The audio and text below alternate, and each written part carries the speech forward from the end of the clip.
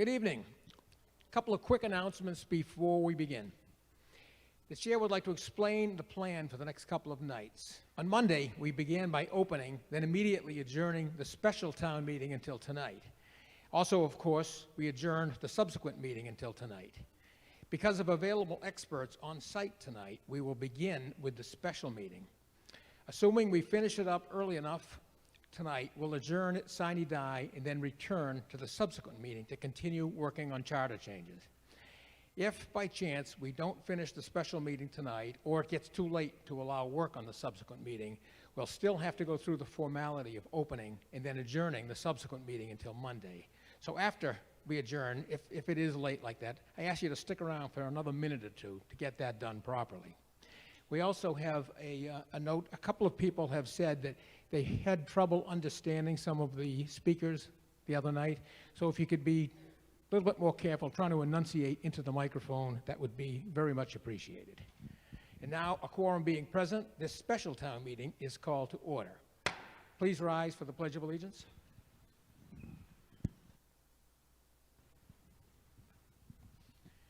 I pledge allegiance to the flag of the United States of America and to the republic for which it stands, one nation, under God, indivisible, with liberty and justice for all. All right, business under Article 1. Ms. Murphy, we lay the substance of Article 1 on the table. Is there a second? Second. All those in favor, please raise your hand. Those opposed, the motion carries. Article 1 is laid on the table. Business under Article 2. Let's see, who's beginning? Oh, Mr. Cornelis. All right, let's try it again. Can you hear me now? Okay, good, thank you. I'll try to speak right into the mic. So Article 2, this article is to authorize the Select Board to petition the legislature for renewal of our senior property tax exemption program that we've had for many years. It's the same senior tax exemption that we have currently in place right now.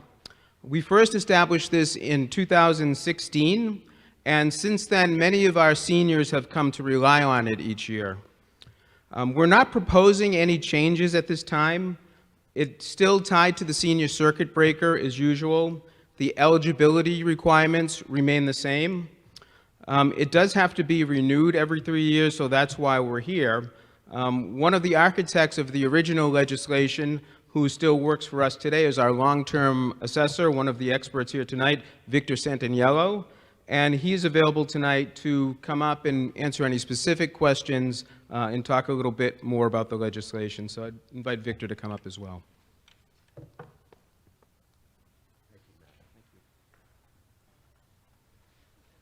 Good evening, ladies and gentlemen. My name is Victor Santinello, and I'm your town tax assessor.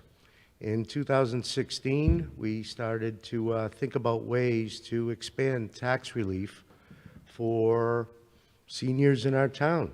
Under state regulations at the time, there was a senior exemption, but the limits and the amounts were so low that very few people qualified. So we kind of kicked it around. What could we do, even if we had to build one our own, to make it wider, to help more people? The first year we did this, we sent it to the legislature in 2017 to have it in place for fiscal year 2018.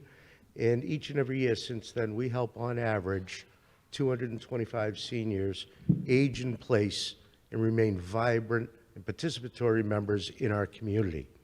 As Matt said, we are proposing no changes. This is simply every 3 years, we must have this reauthorized by town meeting.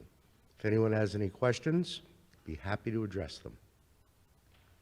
Before we do that, do we have a FinCom report?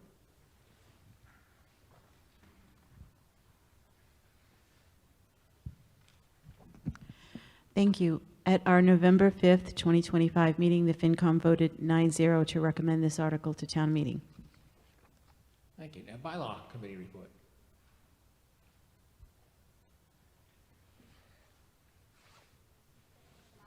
Jesse Arnold, Bylaws Committee Chair. On October 28th, the Bylaw Committee voted 3-0 to recommend this article to town meeting. Okay. Yeah. Is there further discussion? Yeah, Mr. Arena.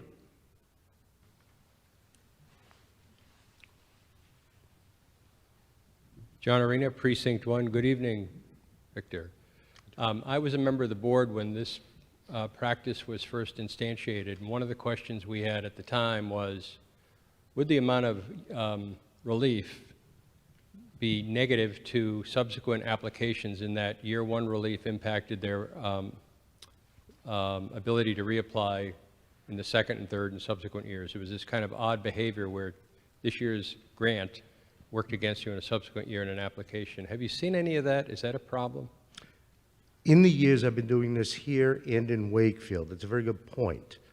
There is roughly 35% of folks who receive this 1 year may receive a diminished benefit the next year and then may not receive it the third year. Right. But then the subsequent year, they receive it.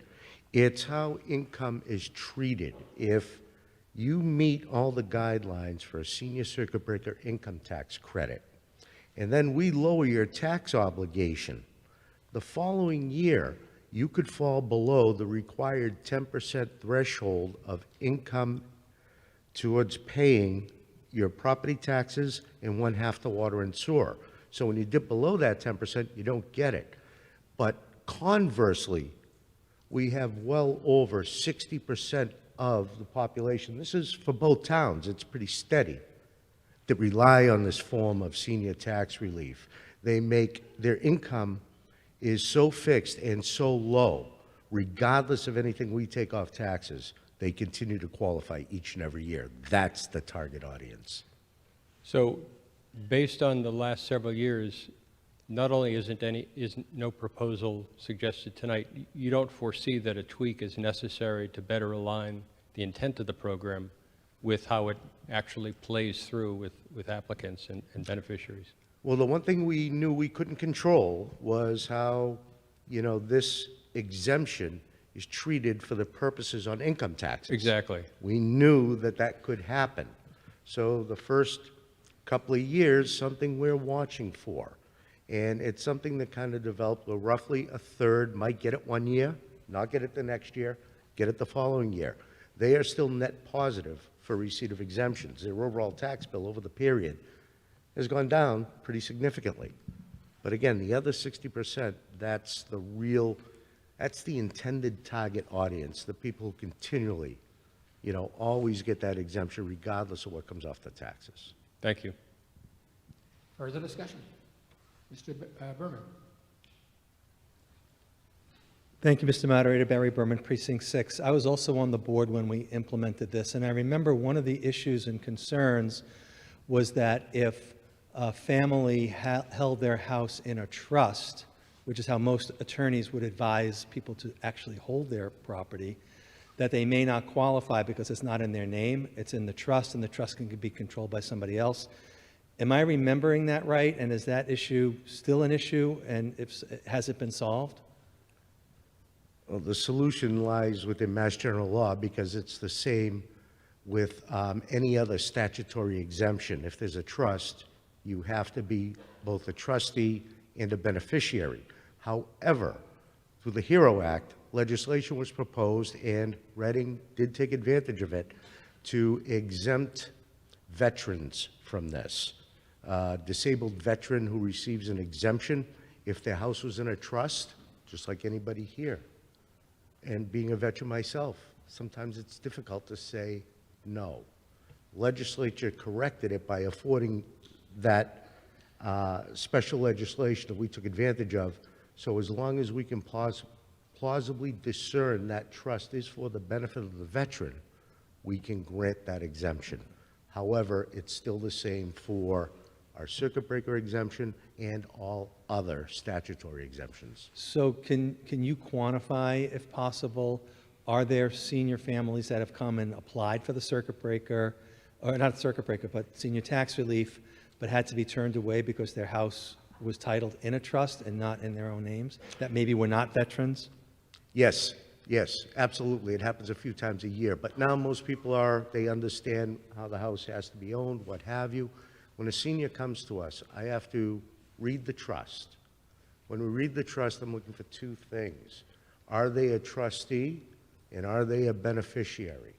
They don't have to have a defined beneficial interest of anything more than 1%. They just have to say they have some beneficial interest in it. And if that's not there, we tear apart that trust to look for intent.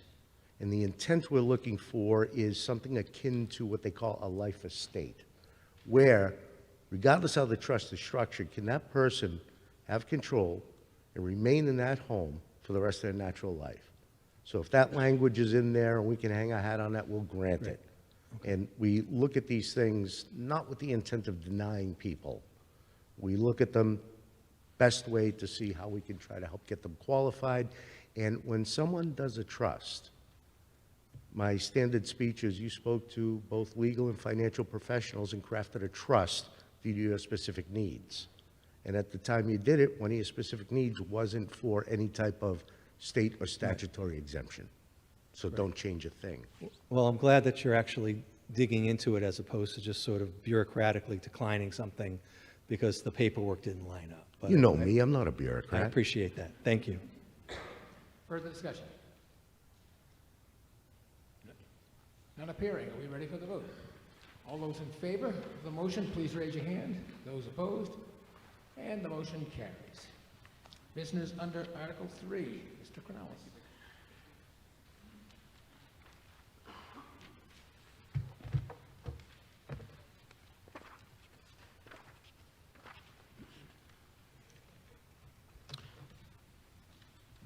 Thank you, Mr. Moderator. Thank you. So under Article 3, this article, we propose to accept the provisions of Mass General Law, Chapter 40, Section 8J, to establish a Commission on Disability. This is something that's been talked about in Reading for many years. I remember first investigating it when I first started about 10 years ago. Recently, Albert Pless, who's a current town employee, is taken on the role as ADA coordinator, and we asked him to look a little more deeply into this.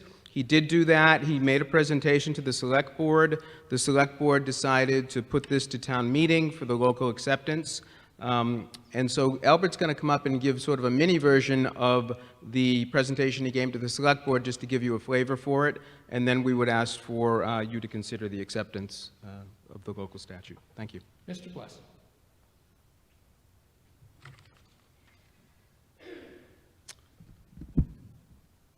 Thanks, Matt. Can you guys hear me okay? Good evening. Cool. So, as our town manager said, this is a long-standing conversation, so I'm kind of jumping into it and still kind of learning a little bit about this process. But I'm just going to take you through a little bit of a presentation, as Matt said, just what I shared with the Select Board a couple of months ago. And if it's repetitive, my apologies if you guys see this before already. So, am I able to do my own adjusting here? Oh, thank you. So you can go ahead and hit the button. So there's a context for this discussion, I think, that's important for you guys to know. Disability is it's a core of a lot of work that we're doing here in Reading. It aligns, with the needs assessment we did a couple of years ago that kind of gave a lot of foundation for the office that I'm overseeing. Again, that core work around this office. There's also this kind of growing senior population that this really matters to them, and that's the fastest growing community here in Reading. And also, this is a priority of the public schools here, particularly through CPAC. So that's kind of a context for, this discussion. I'm going to do two things for you today. One is give you a little bit about this commission and how it kind of can get founded, but also I'm going to tie in a little bit the ADA coordinator work, which actually our town manager appointed me a couple of months ago for that, and appreciate it. So the first is just, there's two kind of functions of this Commission on Disability. One is an advisory role. It advises our municipal government on disabilities needs within our town. Also has an informative role, where it informs, our municipal officials, our select board and others about the best practices to support folks with disabilities. And then the ADA role, obviously, this is more of a kind of a civil rights law that is important for us to know in terms of discriminating against folks with disabilities in their everyday activities.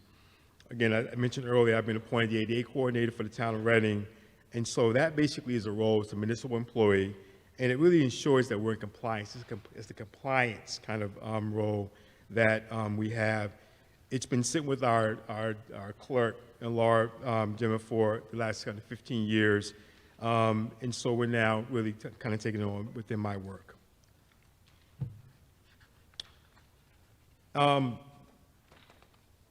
These Commission on Disability support our municipalities in a few different ways. One, I'll just buzz through these really quickly. Advise and assist our local officials. They partner with folks with disabilities to make their voices heard within town affairs. They also kind of share the accessibility concerns with developers. I know there's a couple projects happening right now, so this would be something, if it was in place, they would advise those two projects, Kyle and Killam. Also reviews projects within the planning board, town meetings, select board, and other municipal groups. And finally, I think this is kind of one of the really critical ones. It really kind of coordinates with the Mass on Disability and advocates, with other officials around laws and regulations that impact in that community. It's a membership kind of structured a couple of ways. One consists of at least 13 members. At least got to have 5. The majority of folks with disabilities make up the membership base. One has to be appointed as a municipal elected official. The other one could be a family member. And then finally, there's these terms are staggered. This is something, again, as I said earlier, we're still researching. It's another slide later that talks, there's a lot of different offices set up different ways, peer communities around us.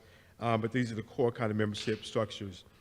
Requirements is that we have to have 2 meetings a year. These are standard things that are probably part of different commissions we have here, keep records and actually file an annual report. There's a couple of things that's important for us to know as we think about financial opportunities. One is that the Commission on Disabilities can receive gifts, property, things like that. Also, there's a grant that's pretty much guaranteed for folks, but you have to have a commission to receive it in terms of kind of reimbursing you for work that the commission does on behalf of those with disabilities. And then finally, something I looked into earlier, that parking tickets within handicapped spots, there's also revenue that can be generated to use for this commission as well. There's a couple of do's and don'ts. One is that, again, I said earlier, these disabilities commissions advise municipalities and systemic disability-related issues and programs. The don't is that they don't do things around, particularly with businesses and individuals. So a pretty clear distinction there with those two things. Again, quickly, how do you start it? Again, we've already done a lot of legwork already. Select board went before them in terms of the proposal, vote, come to town meeting here. There's some general guidelines that have to be developed. This is to come. And also the final thing is you get the members. And I think there's a lot of momentum seemingly here in Reading to kind of make this happen. That appointment comes from our select board or our town manager. And so, I've shared a slide again. There's a lot of great commissions around us, even my hometown, Winchester. And so really, I think these kind of hyperlinks really give folks the opportunity to see. You can't see them, but really they're set up in a similar way, but really I think doing some amazing things. So that's kind of it for me today. I just wanted to again share a little bit with you about how to get this going, how I got this going on my side, and that's it. So, yep. Great.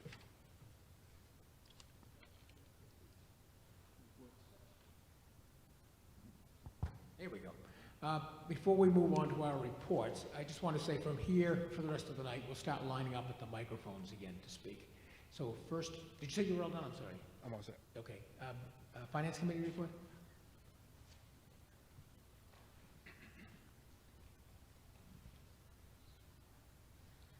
Emily Sisson, Precinct 2 Finance Committee. At our meeting on November 5th, Finance Committee voted 9-0 to recommend the contents of this article to town meeting. And Bylaw Committee. Thank you, Mr. Moderator. Jesse Arnold, Bylaw Committee Chair. On October 28th, the Bylaw Committee voted 3-0 to send this article to town meeting. Thank you. Mr. Arena. Thank you, Mr. Moderator. John Arena, Precinct 1. Is it possible to bring up Article 3 on the warrant on the screen?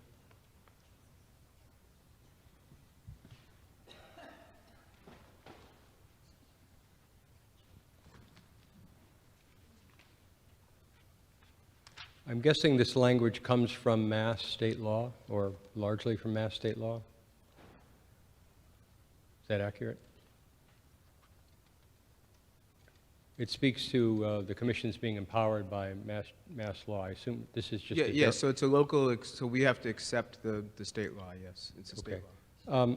Under sub 2 above, it speaks to this body or this commission advise and assist in ensuring compliance with state and federal laws. That's a pretty, given this is a volunteer and appointed board, is that compatible with that responsibility? Is that the intended, is it literally the case that volunteers will ensure compliance, they'll ensure compliance with state and federal laws and regulations? Is this a compliance body? Is there a compliance requirement with regard to appointments? So, it's from my understanding, it's not so much there is a compliance component to it, and this is the reason why it's attached to having a municipal employee part of it. So it's not a standalone commission. So I'm not sure if that answers your question, but there is a compliance component to it, but the key thing is it's really tied to municipal staff, tied to the municipality itself. I get the connection to staff. I'm questioning, is there a skills requirement on the behalf of the appointees, or no, that's not a requirement? Staff, for example, who deal with compliance or disabilities law probably have some familiarity with it. To the degree you appoint somebody, they're subject to it, certainly. Absolutely. But So, they may not necessarily understand the details. And my question goes to, is there a compliance requirement for appointees? yeah, I'm not exactly sure, so that's I can still look Okay. into that. Is there a budget, headcount, and expense account already identified for this commission? And if so, what are those numbers? So in terms of the compliance, it's under state law, it's not there. We could certainly, impose it as we put together the guidelines, so. I'm not, yeah, I'm in a right. different place. The Yeah, words- no, I understand. The I words just say got one some thing, I'm just information trying to from town figure out, is that council, what it so- really intends? And you asked about a budget, was that the second Yes, one? is there Yeah. headcount? No, we can establish a fund under this commission, and they would have their own funds, mostly funded by grants and then fines if we wanted to put the parking fines there, but there's no separate budget envisioned for this. As far And as this I'm would concerned. report dotted line to the town manager, this commission? It would be, yeah, so the way it works, I believe, under the state law is the town manager appoints the members with the approval of the select board, so I see it as both the select board and the town manager, yes. So the supervisory authority is which of those two? I would say probably because it's the approval of the select board, it would be, like every other board, it's a select board approval, and without that approval, they couldn't be board members, so I would say that would be the select board mostly, but we'd be working in conjunction. With regard to the language on the screen, is there anything you can say regards the autonomy or the authority constraints of the group? Obviously, folks that are in this space understand their own personal situations well. When it comes time to prescribe what the town should do for others or should do in programs, the degree of autonomy or authority that the group has would be of curiosity to me. Is there anything you can say regards how that will play through? I mean, I think I understand your concern. I see it more as an advisory to the town manager, the select board, and not a board that goes out and does its own sort of enforcement and is operating under its own mechanism. I would agree with you, but if you look at number 3 up there, it includes the responsibility to coordinate and carry out programs. So the language here seems to be a little bit more directive and prescriptive than just an advisory board. I guess Right.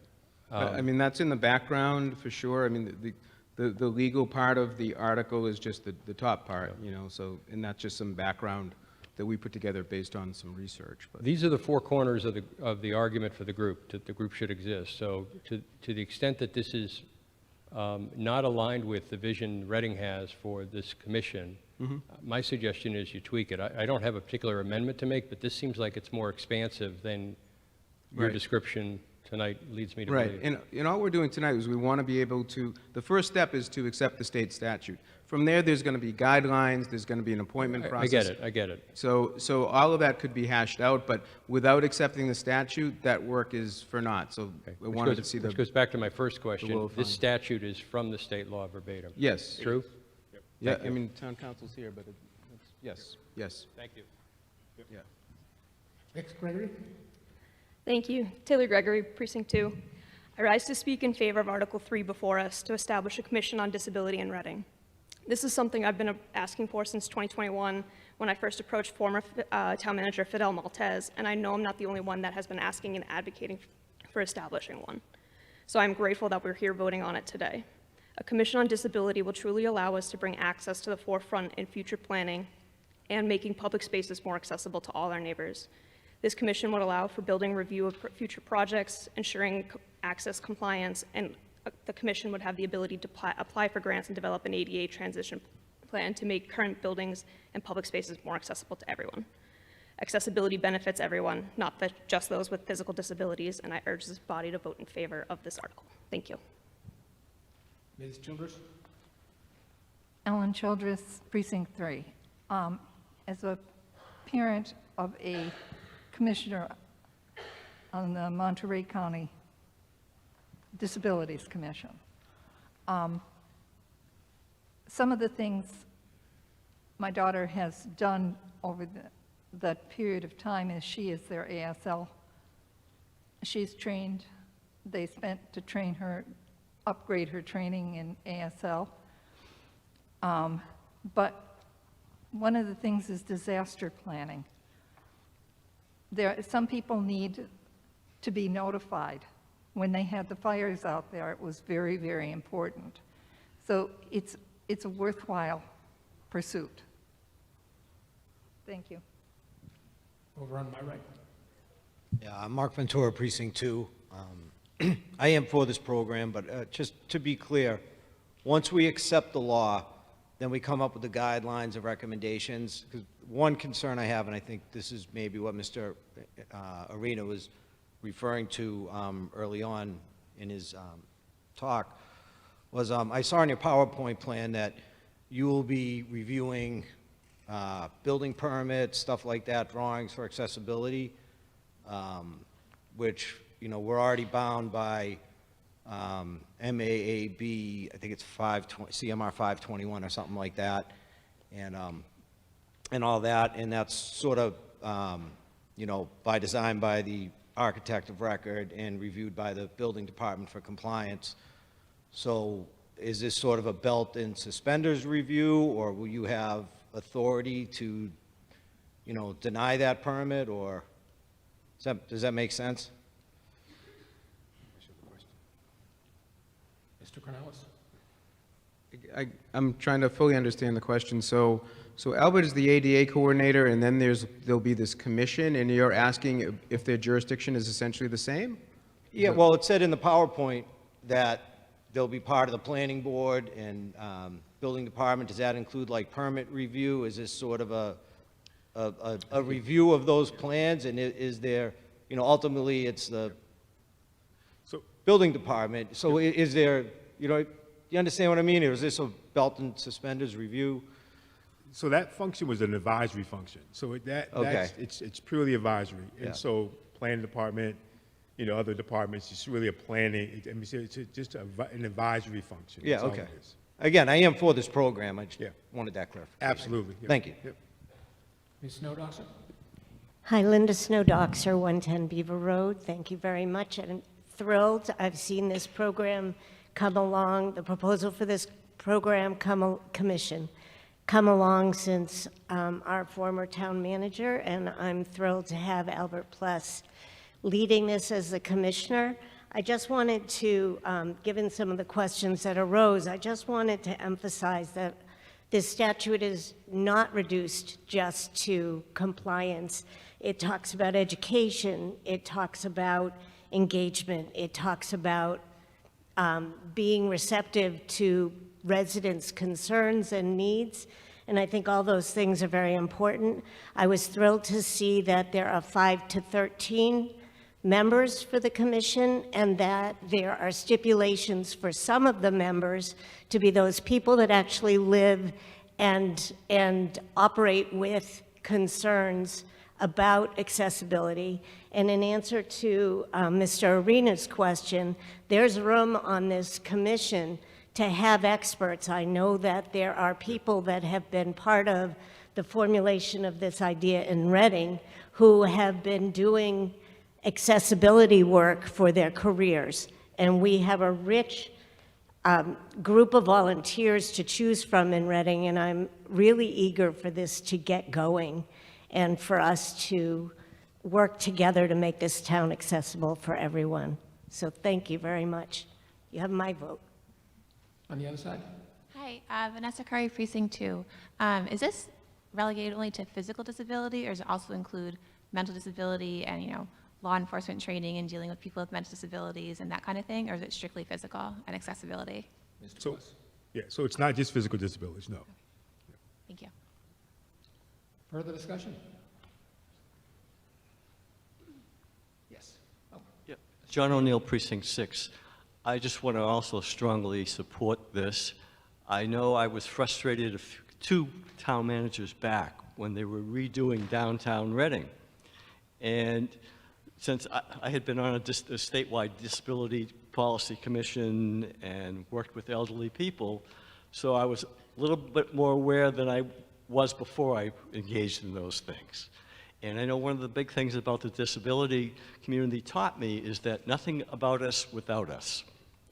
You know, and what happened is basic things like that you wouldn't ordinarily think of is like, how long does it take to cross the street if you're in a walker?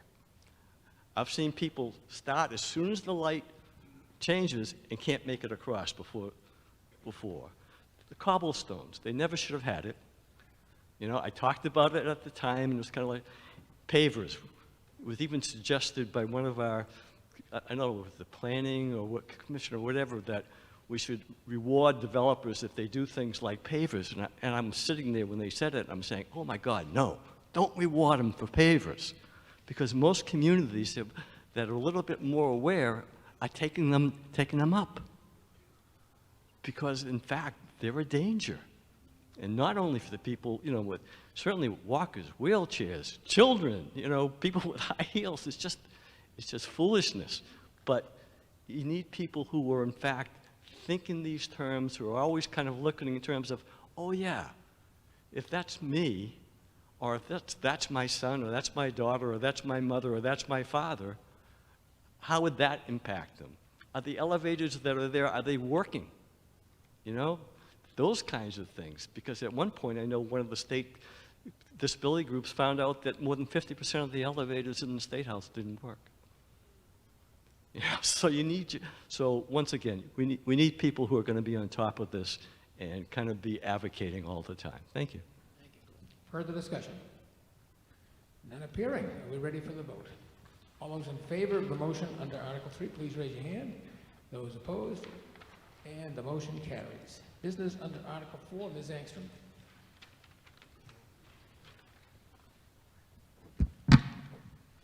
Thank you, Mr. Moderator.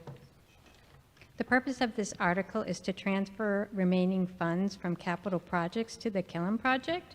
This would not change the budget for the Killam project, but would reduce the amount of borrowing that we would need. The total of the projects is $198,681.73, and that's the total of all the projects we have remaining balances for.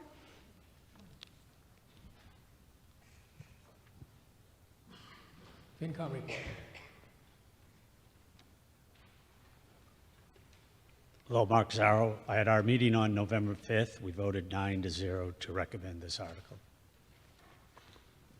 Further discussion? Bylaw. Oh, do we have I didn't realize we needed that. Okay. I think there was a bylaw report on this. Nope, just kidding. Sorry. I was wrong. Can if you want. Mr. Doxer. Thank you, Mr. Moderator. Mark Doxer from Precinct 1.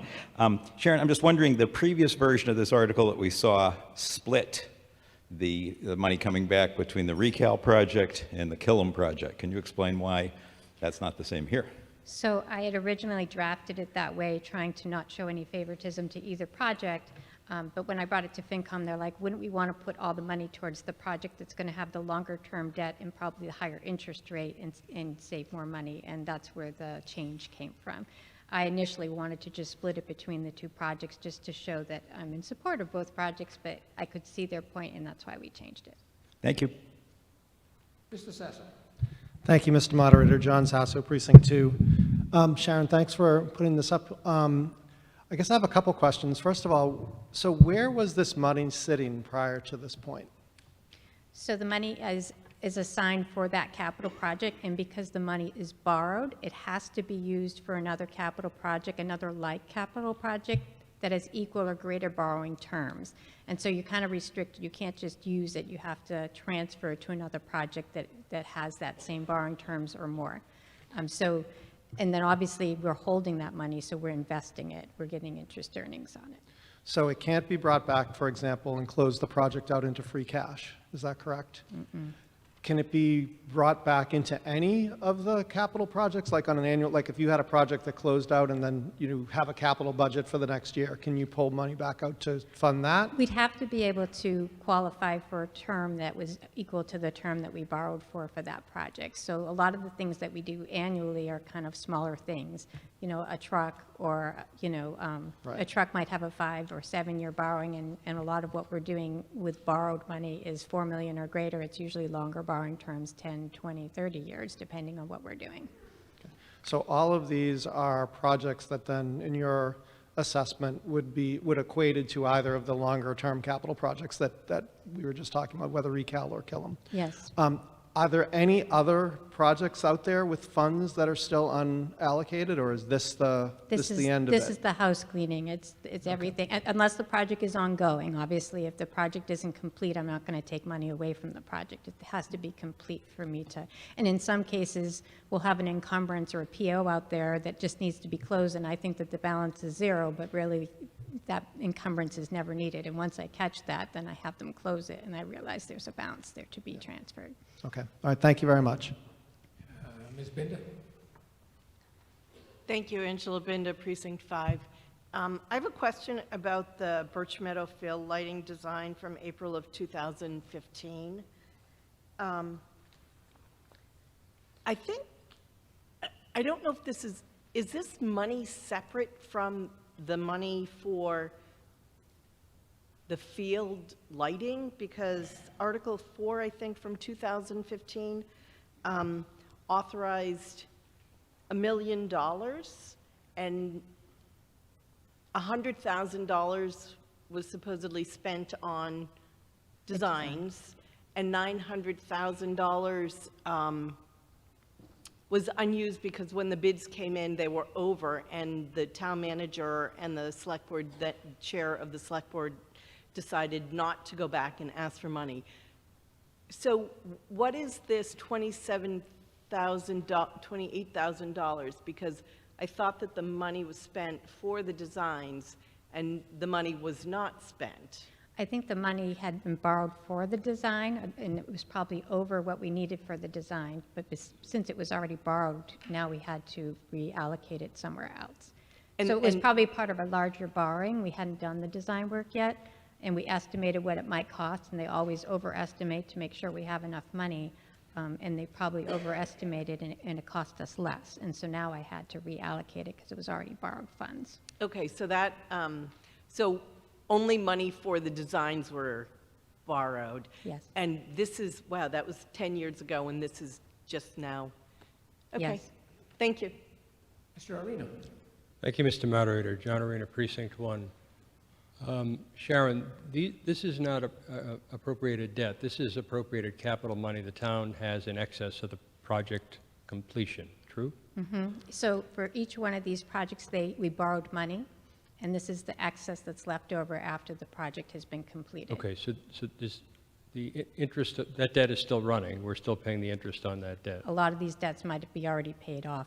I mean, so they were borrowed at much lower interest rates as well as than what we can get now. Where in the balance sheet are these sums parked? Where on the balance sheet? Yeah. It would be under capital projects. They have a separate section in our financial statements. And it's encumbered funds or project funds of some sort? It's identified as, It would be encumbered funds, or Okay. it'd be undesignated, or it would be reserved funds, because they're reserved for the capital project, but they're remaining. So that's where you'd see it on the balance sheet. It would be under the equity section. It would be reserved for a specific project. You couldn't use it for something else. is it also true then that, I'm sorry, your other answer was most of these debts have been repaid. Okay. I take it from the long list here that it's not uncommon for large projects to have an amount at the end of the project completion. So would you expect then, it would not surprise you to find a similar line up there in a couple of years for Recal and Killam? It's very possible. It just depends on when we do our borrowings and how good the information we have is at the time. There's always contingency built into all large projects, so it's hard to get any project down to zero. And when this projects are put against Killam, it's undesignated. It can go to any expense within the project, true? What do you mean? It would be reserved for Killam. It For couldn't be Killam, used period, but without- whatever we want to use it for within Great. that project. Thank you. It just would reduce our borrowing, Thank you. by that small amount. Any further discussion? Are we ready for the vote? All those in favor of the motion under Article 4, please raise your hand. And those opposed, the motion carries. We have now reached the end of business for our special town meeting. Do we have a motion to adjourn sine die? So moved. Is there a second? Second. All those in favor of adjourning the special town meeting, sine die, please raise your hand. Those opposed, motion carries. This town meeting adjourned sine die. Now, the quorum being present, we reopen the subsequent town meeting. And just give me a second to get my other notes out here.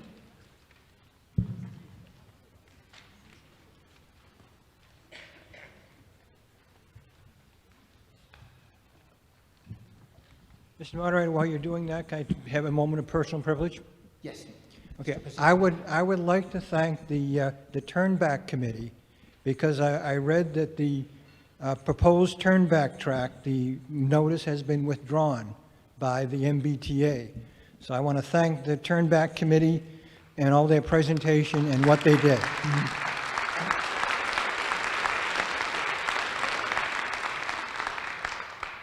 Okay, this subsequent meeting, we were in the middle of motion under Article 8. Who is going to be in? Mr. Haley, are you going to start?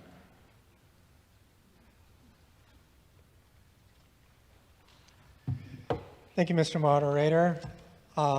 So we finished Article 2, correct? Sections 1 and 2, yes. Articles Okay, 1 and 2. perfect. So Ray Porter was supposed to present on 3 and 4, and I don't see him, so I will present on 3 and 4.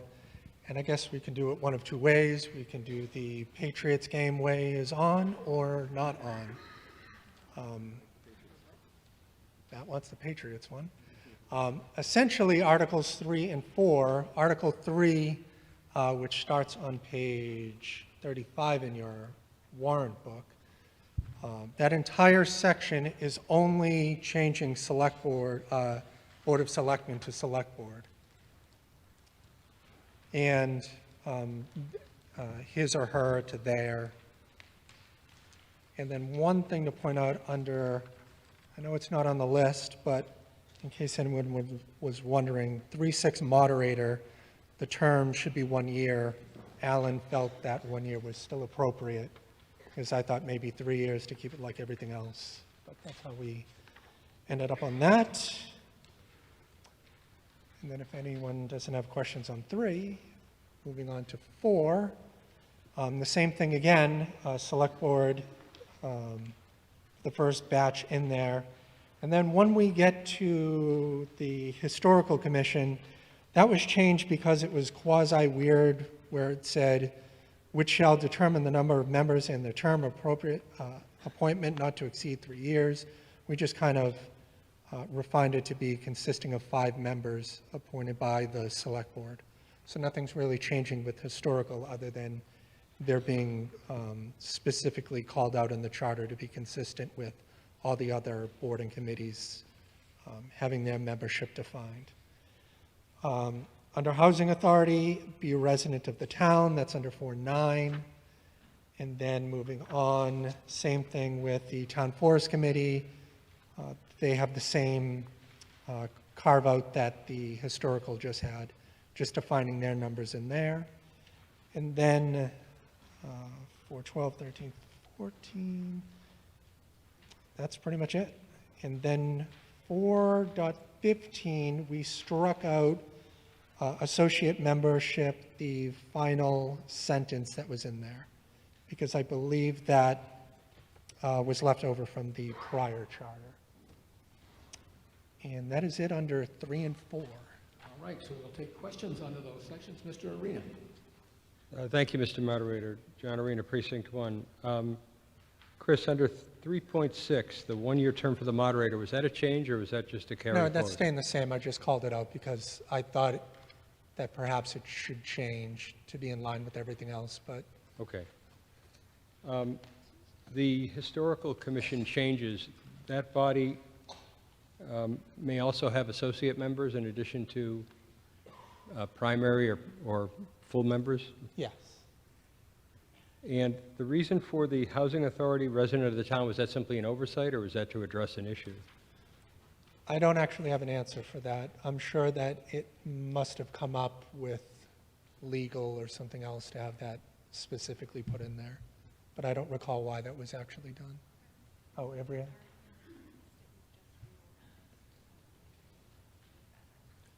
Oh, so that was already in there?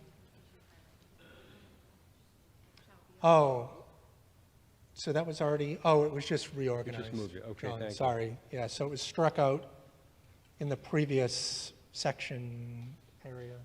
Okay, and then it was Town put- Forest under 411, that got the same treatment as Historical Commission? Correct. Okay. And there are no edits here that are not represented, to the best of your knowledge, in bold or strikeouts in 3 and 4? No, these ones are vastly different than everything else was. Thank you. Mr. Sullivan. Thank you, Mr. Moderator. John Sullivan, Precinct 7. If we could scroll to the Housing Authority section. It says there's 4 members to be appointed by the Select Board and then 1 by the Commonwealth that must be a resident of the town. What happens if the Commonwealth appoints somebody that's not a resident of the town? Are they free to do that?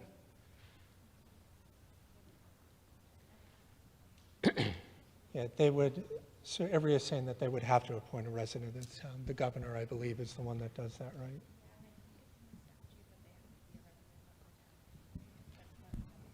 She's double checking the statute, but I believe it's the governor who makes the appointment, and they have to be.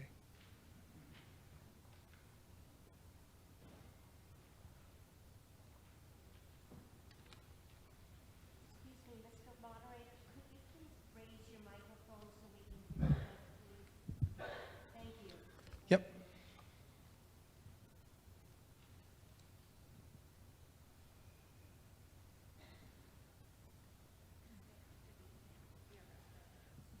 So they have to be a resident under the statute. Perfect. Thank you. Yep.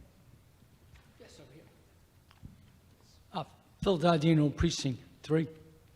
Am I allowed to make a comment on 1.6, the definitions?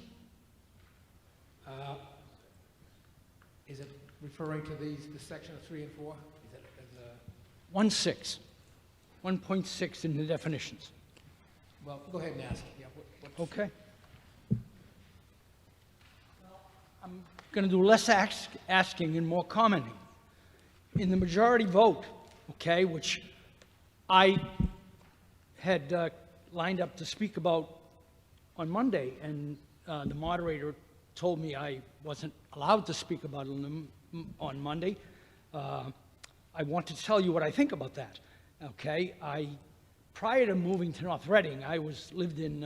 Point of information, prior to Mr. moving to Moderator? Reading- Was there a point of information? Oh, I thought you had said, I'm sorry, I thought you had said on Monday we were going to discuss this when we got further along. I beg your pardon? This was, Oh, we- the moderator had put this off. What is the subject of your talking? You may be... I'm talking about the majority vote in 1.6. Oh, I'm sorry. Thank you, Ms. Yep. O'Meara. That will Okay. come up in Article 9. We haven't got to Article 9 yet. Let me explain. There's a handful of the pieces of the charter change that have to go through the legislature as opposed to our ballot, those have been culled out and put in Article 9. So are we going to That- come back? That is one of them, yes. So we will... It's in Article 8. We're not going No, to it's- talk. No, it's not in Article 8. It's in Article Excuse 9. me, Mr. Moderator. No, Are you going to come back to this article and I'll be able to speak about 1/6? As I just said, At it a will later come up date. in Article 9, yes. At a later time, I'll be able to speak about Yes, 1/6. after Article 8 is done. Yes. Thank you very much, Mr. Moderator. Ms. O'Neill? Mary Ellen O'Neill, Precinct 6. Just a quick question and a recommendation for the next time this is looked at is, why is the Historic District Commission not listed, since we've had that for quite a few years now, and to me it's an important part of the town? It's because it's easier to change in the bylaw than it is in the charter. It's like that for all the other committees that aren't listed here. What do you mean by that, Chris? It's easier to change a bylaw than the charter. The charter's every 10 years, so we have to petition the legislature. So that's why there's a handful of committees that are not in here that are in the bylaw, Right, but why couldn't we have put them in here? because then we would have to change them in the charter when they could just change them in the bylaw, which would be easier. Thanks. Mary Ellen, when that committee was created, it was decided to put it into the general bylaw because at the time there was no changes being made to the charter. So it was easier to update the general bylaw. Okay, thank you. Further discussion on sections 3 and 4? Not appearing. Are we ready to move on to section 5 and 6? Yep, so that is Jonathan Barnes, who's here.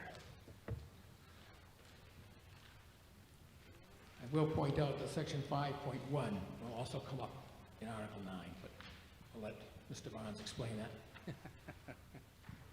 Thank you. I think, Mr. Moderator, thank you. Jonathan Barnes, Precinct 5, and also Vice Chair of the Charter Review Committee. In Article 5, I haven't had the pleasure of doing this before, so I see it in front of me. Thank you. Several of these, as Chris had pointed out and as Jeff had pointed out as well, are simply housekeeping changes. Several here in 5.1 are that Select Board is just a housekeeping change. There is just a housekeeping change. The town manager and the candidate is just a housekeeping change, as well as have. The 5 years, that's interesting that it's not showing up here, Mr. Moderator, but... Yes, Mr. Barnes? I had understood that this change in 5.1 regarding the, I don't see it here now. It's in Article 9. I know it was in Article 9, but I was going to mention that, but I thought we were explaining it here. Yes, you are. Yes. Oh, okay. I just Okay, wanted now to it's showing make up. sure. Okay, thank I know you. there's been some confusion. Okay, thank you. I get it. So this reference striking through 5 and changing it to 3, as we just discussed, is a change that's going to come up in Article 9, but it's showing up here. And just to explain what we did, this has to do with minimum qualifications for the position. And we discussed that while it is responsible and reasonable to establish minimum threshold requirements, by the same token, it also is responsible and reasonable not to set them too high and to restrict the appointing authority to be able to consider people who might have less than that higher standard. And we concluded that 3 years of experience as a town manager or assistant town manager was a reasonable amount as a threshold amount and would allow those individuals who might have just 3 and not, or 4 and not have 5 at least be considered for the position rather than excluded from consideration. So that's why we changed the 5 to the 3. And the 5 years is, that was what it was before for the equivalent level, so we just kept that. But it shows up here because we changed the grammar in that sentence. In the next paragraph, these are now back to Article 8. That's just a housekeeping change. In the next paragraph, now, these are also Article 9. And just to explain why we struck this out, we concluded and felt that this information would be more appropriate to be considered in a contract for the town manager position. And in fact, if you could scroll back up A little bit more. This section here, the terms of the town manager's employment shall be the subject of a written contract for a term not to exceed 3 years, et cetera, setting forth tenure compensation, vacation, sick leave, benefits, and other such matters. We felt that it was more appropriate to be considered in the contract for the position, which is why we struck it through here. If we could go back down. Under powers and duties, I believe these are all housekeeping, select board, there, town manager, select board, town manager, that's all housekeeping. As are the rest of these are all housekeeping. I guess we can sort of quickly go through them. Nothing in there is any substantive change, but rather just housekeeping changes. We can probably go down to 5.3. Okay. 5.3, we discussed with the previous ombudsperson or ombudsman that was subject to misinterpretation by some residents. It was being perceived as having more of a role of advocating on behalf of that individual or those individuals, and that wasn't really what the intention was for that position. So it was suggested that it be changed to a constituent services officer, which would be less confusing to people who might call up and not necessarily think that this was an advocacy position. The rest of the changes, I think, are just consistent with that. Similarly, in 5.4, in 5.4.2, this again is subject to special act.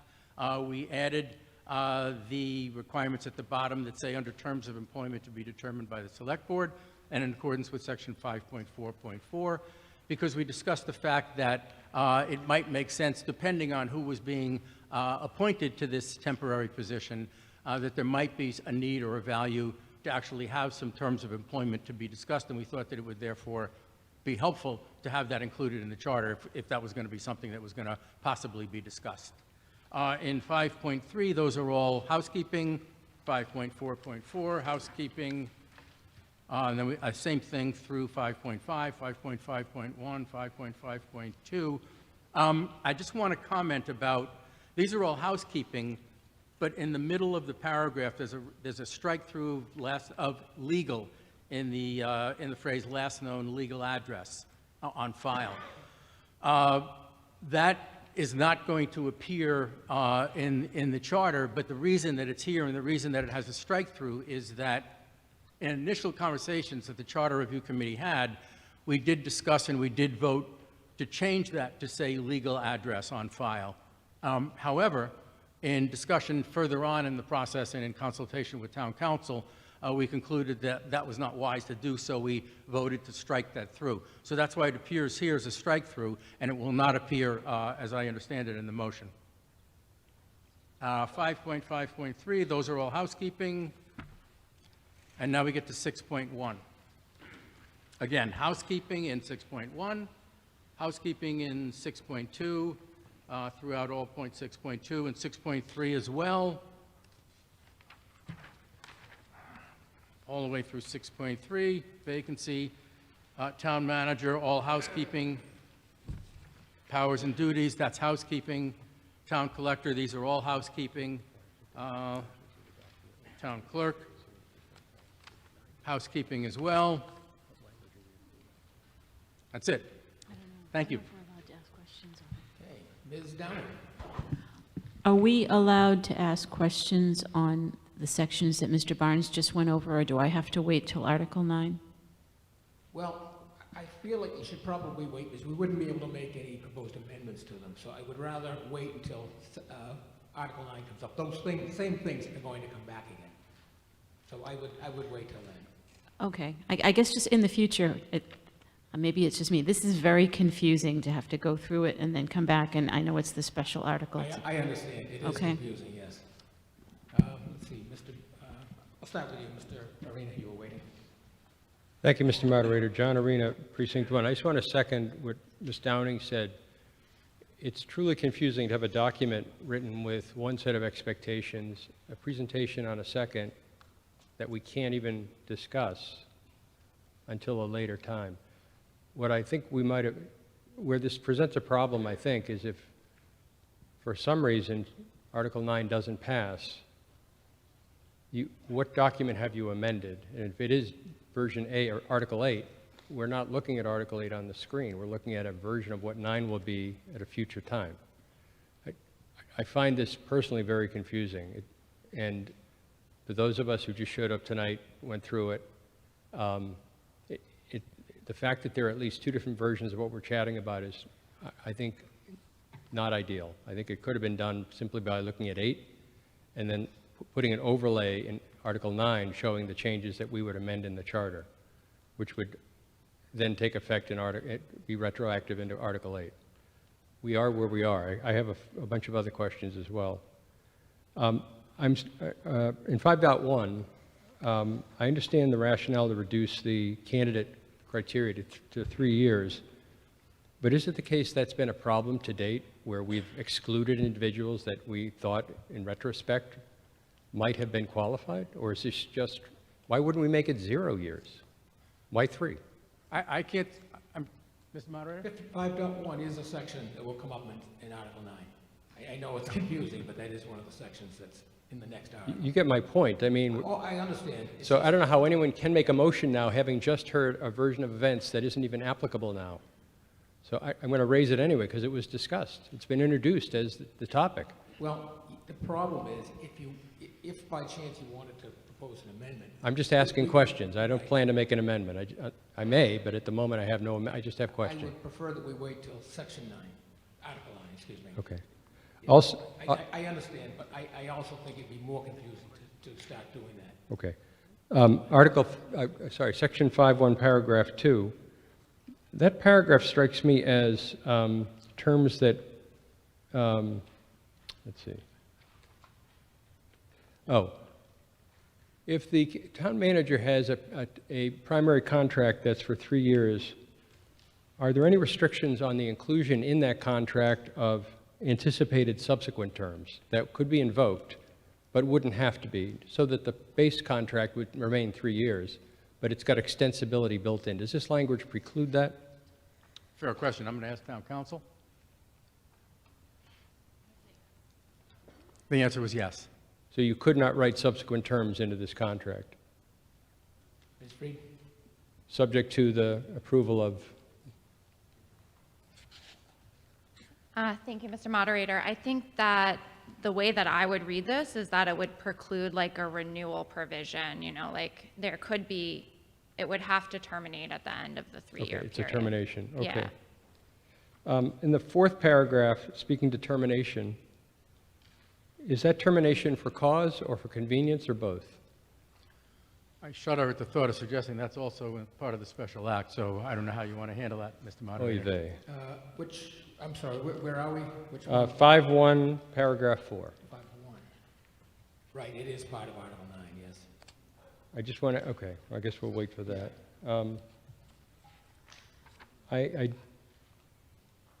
Let's see, in 5.4, acting town manager? Okay. There's a conflict between 4.1 and 4.2 in that presumptively 4.2 would be invoked if on day 1 the nature of the incapacity would likely take them past 30 days. But here it says it's in the event of incapacity in excess of 30 days, which then presumes that 4.1 has been invoked. In other words, it's retrospective in its way it's phrased. If it's already happened, then we'll invoke 4.2. I wonder if that could be improved by simply saying, in the presence of incapacity or illness anticipated in excess. And in that way, you just invoke the long-term absence immediately. As it's written now, I believe you would have to incur 4.1, have the 30-day clock complete, and then, and only then, the way this is written, invoke 4.2. I think I understand your question. I don't have a firm answer on it, but I would want to raise the question, Mr. Moderator. If we're talking about changing, proposing, I don't know whether you're proposing an amendment, but you're talking about language that isn't wasn't subject to the motion because it isn't language that is either stricken through or added. How would you want to rule on that, Mr. Moderator? It would be outside of the scope.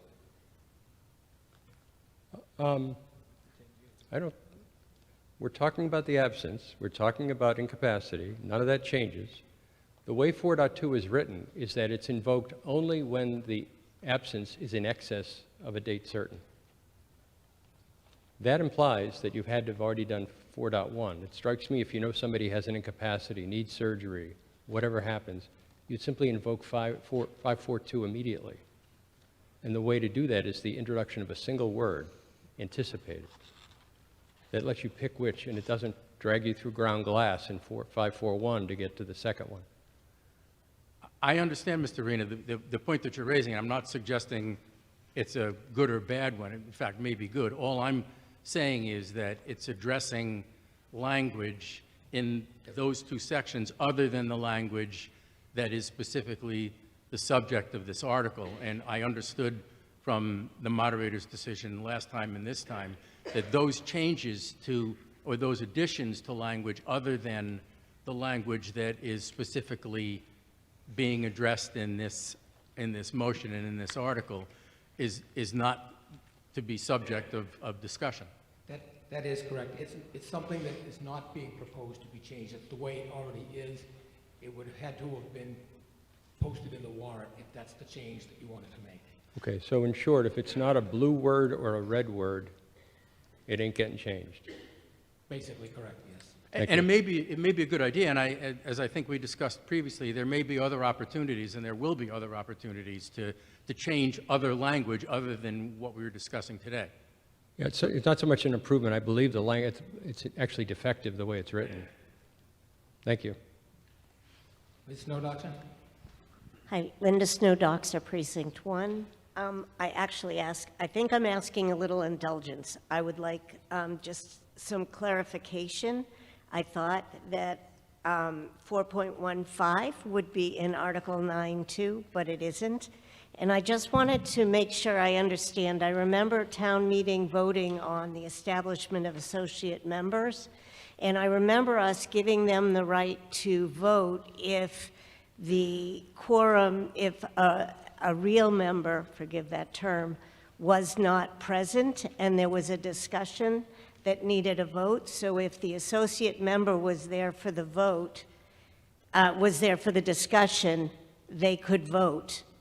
But I'm not sure if that's included in this language for 4.15, which is on, I'm looking at the one in the draft Home Rule Charter. Well, I will allow a response, but we have moved on from Section 4. Yeah, I was looking for it in 9 and it wasn't there, sorry. Yeah, and I'm not sure I understood. I thought I understood your question was whether or not it was supposed to be in the Special Act Article 9 section. Is that what you're asking? I did not ask the question because because I thought it was going to be in 9, but it wasn't. It's only in 8. And so I didn't beg my question because I do agree that this was very confusing going back and forth. And it might be that the answer is included in the rules that are allowed by charter, town bylaw, or the Massachusetts general laws. I know that the town meeting voted, I am 90% sure that the town meeting voted to allow associate members to vote when the designated member was absent. Yes, and they were part of the discussion. That's absolutely correct, and that is the case. However, I believe that is in the bylaw rather than in the charter. That's just what I wanted clarification on. Thank you. Mr. Sasso?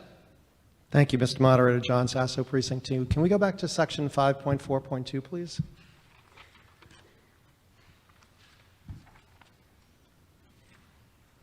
Okay, that is a section that's in Article 9, correct? Oh, that, You're allowing some questions. I know, I understand, this is very confusing. It's even okay, confusing. so 5.4.2 is a Section 9 article, is what you're telling me. Well, that right? Yes, the bottom part of that, John, is. The bottom part. So what Yeah. about the top part where it says without delay? Is that a Section 8 or a Section 9 change? Excuse me, an Article 8 or an Article 9 change?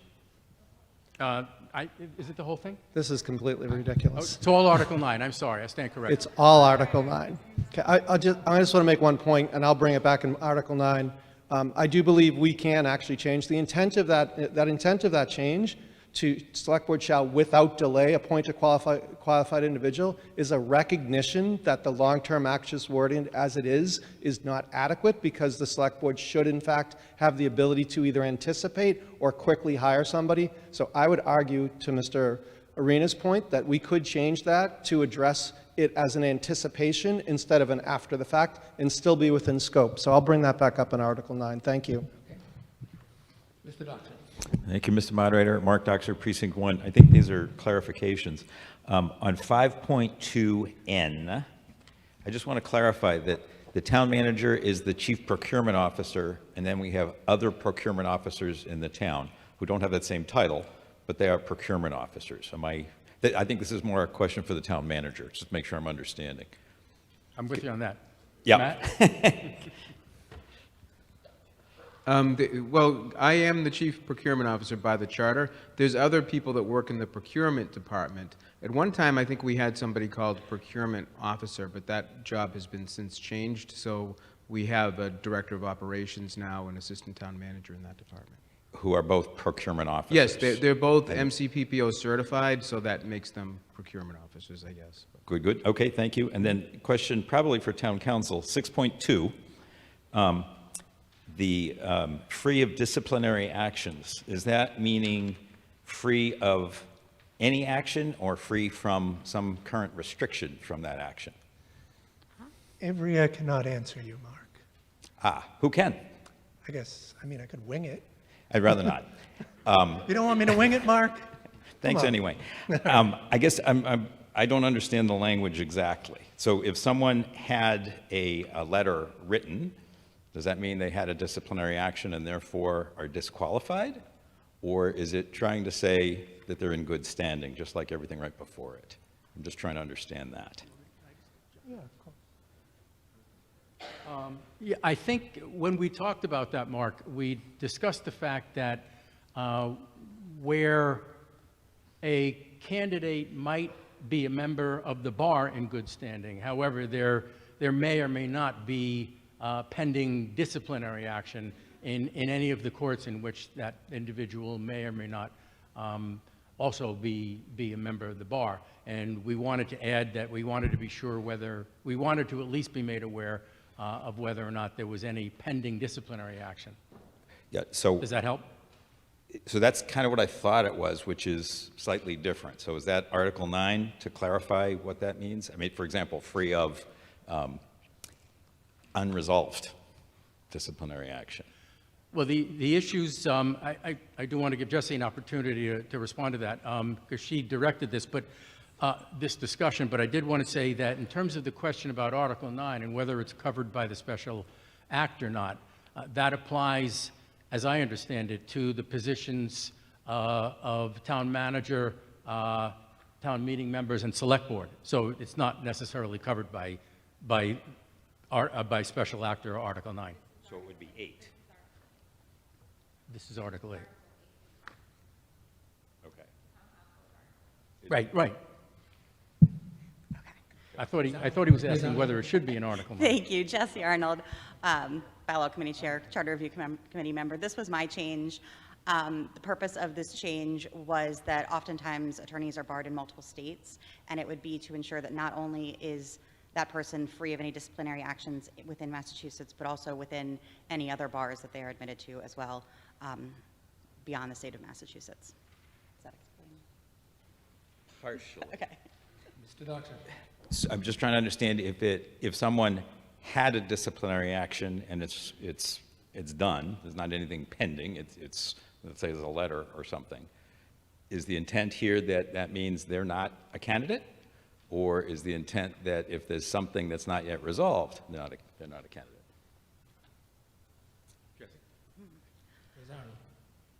I don't know that we ever actually discussed that to that specificity. It is, again, it's more so just so we would kind of, dot our i's, cross our t's, just make sure that somebody hasn't committed some egregious act in another state that we don't know about. Got it. I think I'm going deeper than is probably necessary, so thank you. I'm set. Ms. Downing? Okay, I saw that you seem to allow questions on Section 5, and mine is on something that isn't changing, but I want to understand if it's impacted by something that's changing. Under 5.5.3 removal, it says the first line, right, you've changed, the only thing you changed was Board of Selectmen to Select Board, and then you have the statement, may, comma, by a vote of majority of its members, comma, adopt a resolution of removal. Does that definition of majority get changed by what we're going to discuss in Article 9, or is that something different? Because it's in conflict with what we're going to discuss in Article 9 for the definition of majority. But it sounds similar. Like, I don't know if a vote of a majority of its members is the same thing as majority vote.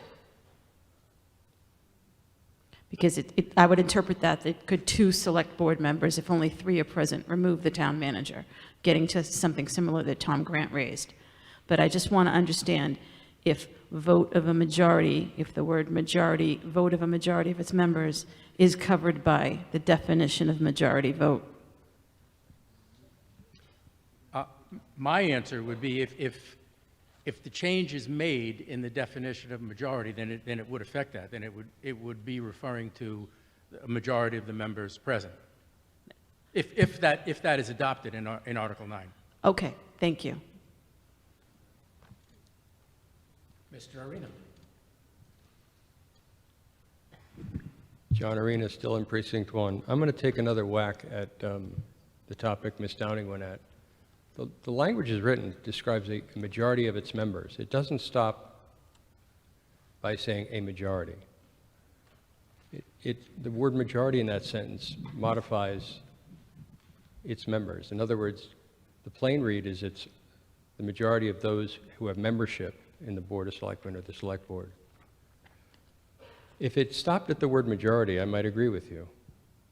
But I go back to Ms. Downing's point. If in fact what we're talking about here and later will approve, is modified by a decision we make later in 9, we must return to 8 potentially to address this.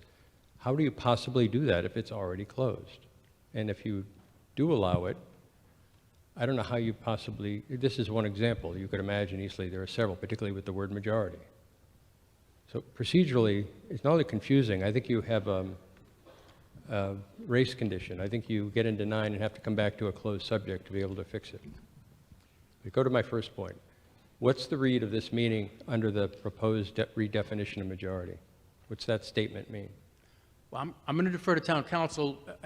I understand that the definition of majority is defined, but you raise a valid point that I don't necessarily understand. It's not just any plain old majority, it's a majority of its members. That's right. It says majority of its members, so I'm not clear in my own mind whether that specifically means a majority of all of the members. That's different than if it just said by a majority vote. Let me rephrase it. What does that sentence mean? I didn't hear you.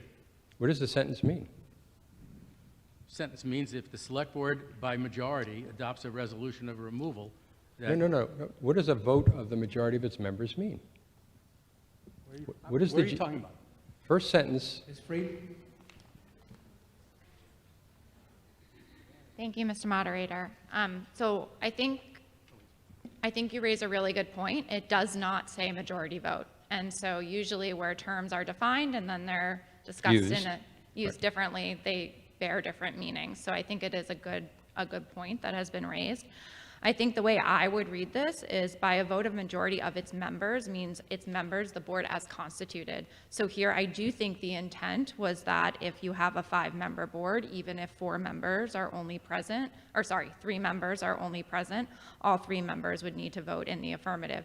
The question then would raise is what if there's a vacancy? What if you only have 4 select board members and 1 vacant? Do you then have a vote of majority of 4 members, or is it a majority of the full 5, or if you have 2 members vacant? So it does create, to your point, some ambiguity. But the way I would read this is that this term, by a vote of the majority of its members, means of the board as constituted.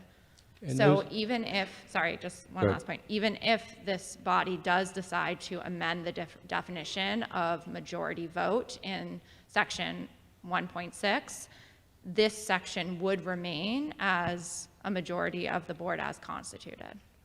Those exceptions you noted, vacancies, et cetera, is there existing language in Mass General Law that addresses how those are to be interpreted with majorities?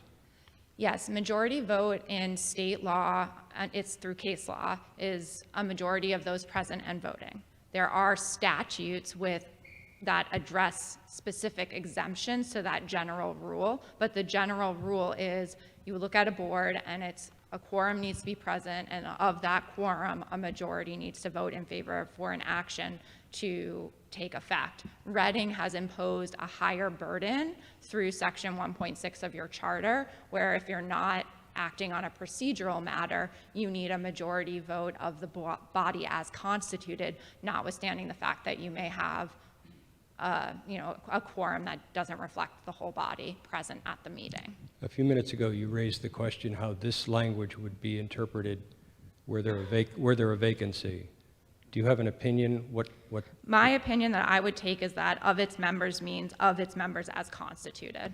That's the way I would interpret that. And the vacancy would not diminish that number of... That's the way I would interpret that and advise the board to act accordingly, so that under 1.6, if you amend that provision, it wouldn't have an effect on 5.5.3.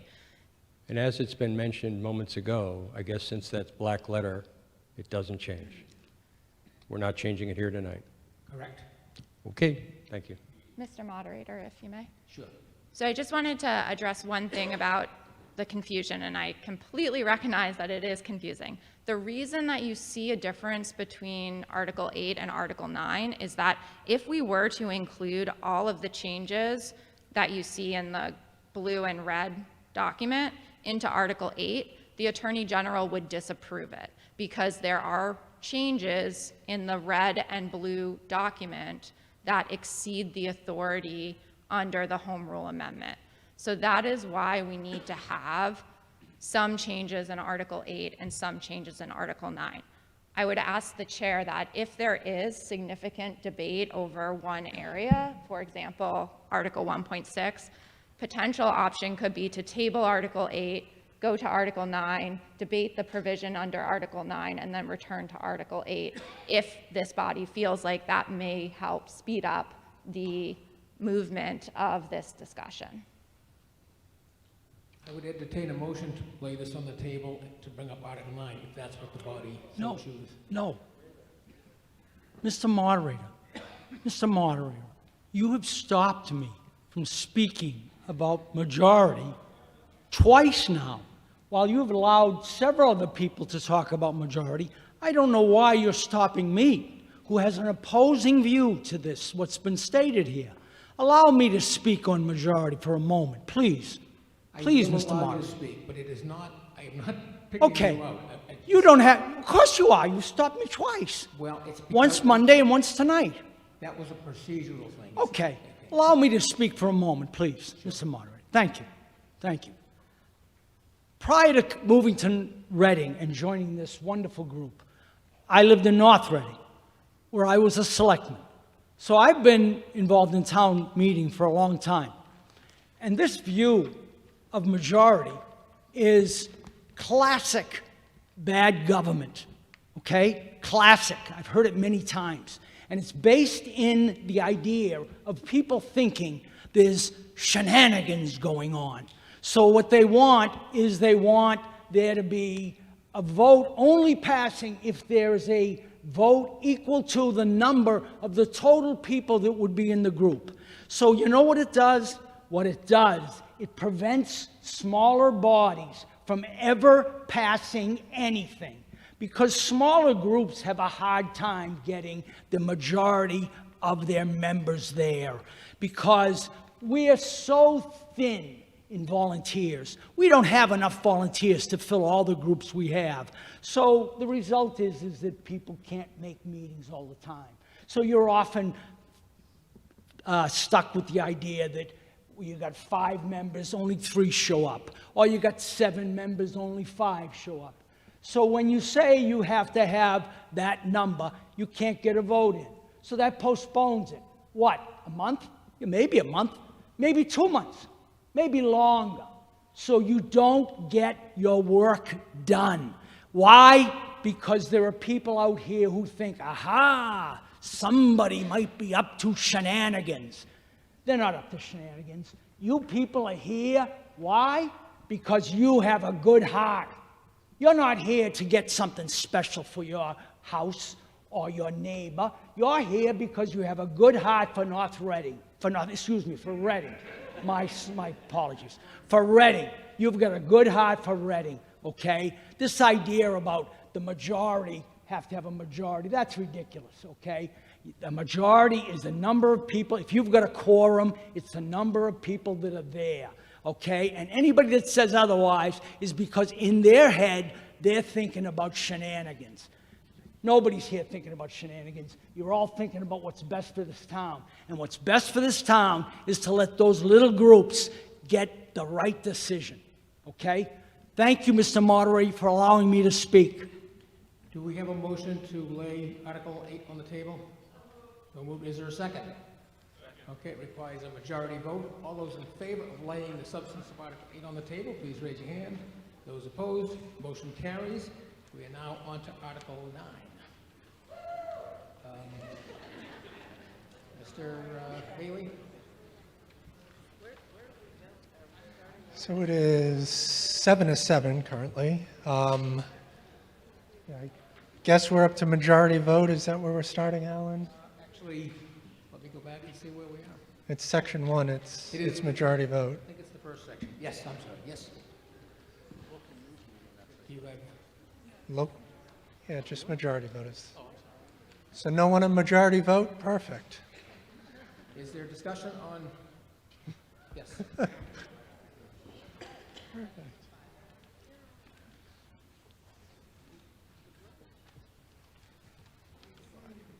So this majority vote has been highly debated on Monday and a little bit today. So I've been thinking about this. I have a few questions for the bylaw committee and the author. And this also is the author of, also involves the removal process. I think they're related, I don't know. But I'd like to know the author of those changes,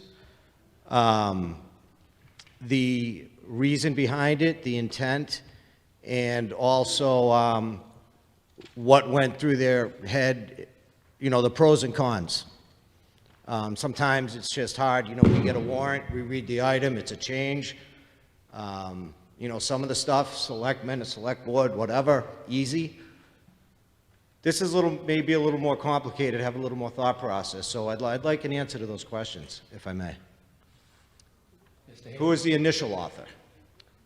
And then Thank you, follow Mr. up. Moderator. Ironically, I can actually answer this, is during the charter deliberations on this, we probably spent 3 minutes on majority vote. And I only brought up a single instance of when I was in the library for executive session, and it was 2 votes to 1, and we went into executive session. And to fix that is by changing the word majority vote now. What would alleviate that is when I lost the 2-to-1 vote to go into executive session, I could have just walked out of the meeting. And then there's no more meeting anymore because then there's only 2 members. So this is fixing that sort of loophole that got created.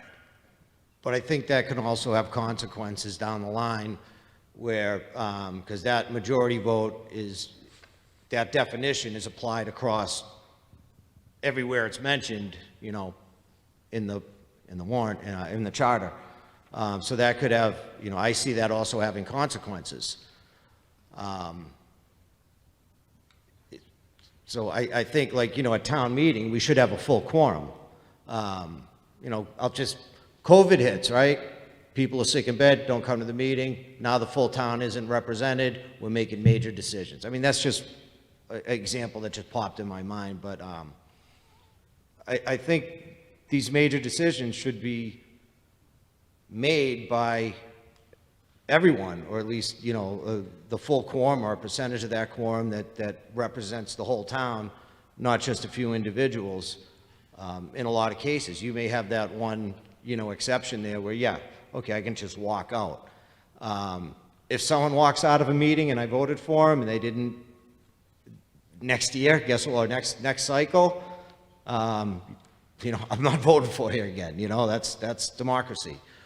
So I think we need to be really careful in this. And I think how it applies also to the removal process, because it could mean someone with a different opinion or something that may not, you know, that's a voting member somewhere,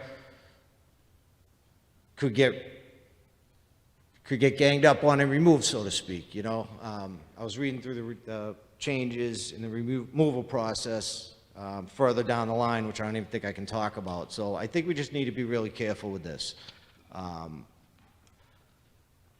don't think I don't think I like this change. Thank you. Mr. Arena. Thank you, Mr. Moderator. John Arena, Precinct 1. I'd like to make a motion to return the definition of majority vote to its original structure, and I have an argument to make here. Okay, that's perfectly legitimate. I'm just trying to think of the best way to do that. Historically, okay, I'll take that motion then. Historically, Second, okay. Historically, you've shown that by editing it live on the screen. Is that possible tonight?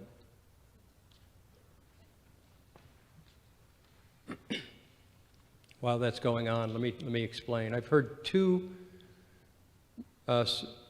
basic themes in the justification of this. The first, as Mr. Haley said, is a technical issue prevented a full quorum from being present. The second I've heard is certain committees have a chronic issue with membership and achieving quorum. In the second case, it strikes me if committees have a problem making quorum, there's always a possibility to reduce the official size of the group, so to make the proportion that do participate larger by percentage. It's not necessary to make a holistic change across the entirety of the town to address what is fundamentally a narrow problem for a committee or three. The second point is, even if we return, as I am suggesting, to the original majority vote definition, there is still the opportunity to, as we just saw, rephrase where necessary a majority of those present and voting in those narrow cases. But the baseline, in my opinion, should remain as it was, and that gives us the flexibility to make adjustments where needed, rather than holistically changing it for each and every use of that term throughout the bylaw and the charter. So it provides flexibility. It addresses the matters that have been brought before the group tonight that argue for, like town meeting, which is a meeting of the body, which is a majority of those present and voting as long as we have quorum. But that we don't use that everywhere. We ought not have a single definition of majority vote that forces us to do that. Ms. Binder? Angela Binder, Precinct 5.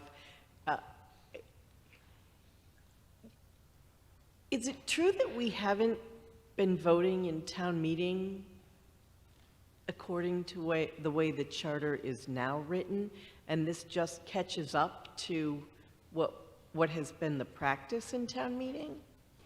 I will let the town council answer that. Ms. Reed? Thank you. So the change to majority vote the only change would be to how boards and committees are voting. Town meeting, the way majority vote is defined in your current charter, it says that as applied to town meeting, the term majority vote shall mean the affirmative vote of a majority of those present and voting, provided that a quorum is present. So there's no substantive change to how votes taken at town meeting will be calculated if the change were to go through. The substantive component is as it applies to boards and committees. It says, as applies to all other boards and committees, the term shall mean the affirmative vote of a majority of the number of members specified in the charter. So by removing that, you're changing how this applies to boards and committees only. Does that make sense, Angela? But it's crossed out, but then it's rewritten. So this is because the motion has been moved, right? So we've put the original okay. text on the screen. So this is how it reads in your current charter. Right now, if you're talking about town meeting, majority vote means a majority of those present and voting, provided a quorum is present. For boards and committees, though, it's a majority of the board or committee as constituted. The change that was proposed only is to that second component. Okay. Yeah.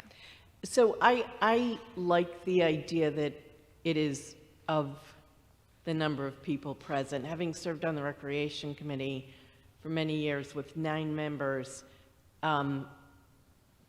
Jenna was always a stickler for doing it the right way. And there were times when it was really hard to get anything done, because if there are 9 members and a quorum is 5, and we had the 5 members there, you couldn't have a 4-1 vote. It would have to be a 5-1 vote. And our Recreation administrator was a stickler for following the rules, and it did make it difficult. So I like the change to make it easier. And I don't think reducing the number of, people will make more people show up, because people still have things.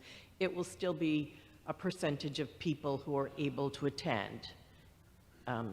So I like the change. Thank you. Mr. Sasso. Thank you, Mr. Moderator. John Sasso, Precinct 2. I'll just start by saying democracy is hard, and this is one of the areas where this shows up. So first of all, I want to just say I support this amendment. I think there's a couple things we can think about. As you know, we've heard a lot over the last day or so about the charter and how it's been worked on and all the different ideas. There's still a lot more, I think, here that meets the eye. One thing I was thinking about is there's a difference between elected boards and commissions versus those that are appointed. Maybe that's something that could be looked at in terms of the future, how one could address what majority vote should mean. A lot of committees, whether I agree with Mr. Arena on whether you can reduce the size of committees, there are a lot of committees that do bring in associate members that have certain voting rights depending on who's present. So I think there's a lot of other things that we could do to try to address the issue of about this particular thing of majority votes in those types of committees. But I do think there is clearly a delineation, at least from a voter's perspective, in terms of who they vote for on an elected board, and how then that should translate to the decisions they make. And again, I'm not making any suggestions about how to change that now, but I guess for that purpose, I'm thinking that at least this puts us kind of back to that stage, and I think this does need some more work in that regard. And so for that reason, I think this is the right change at this point. I don't want to continue to slice and dice this until we really have a better idea of what we really want to do here, but I'm certainly not going to litigate this on town meeting floor. I'd just like to go back to the existing wording, and if that means it's got to go back to charter to review this again, I think that's fine. Thank you. Mr. Doxer. Thank you, Mr. Moderator. Mark Doxer from Precinct 1. In your review of this area in general, what did you find happens in many other communities in the Commonwealth? Is there a best practice? Is it 50-50? How is this dealt with in other communities?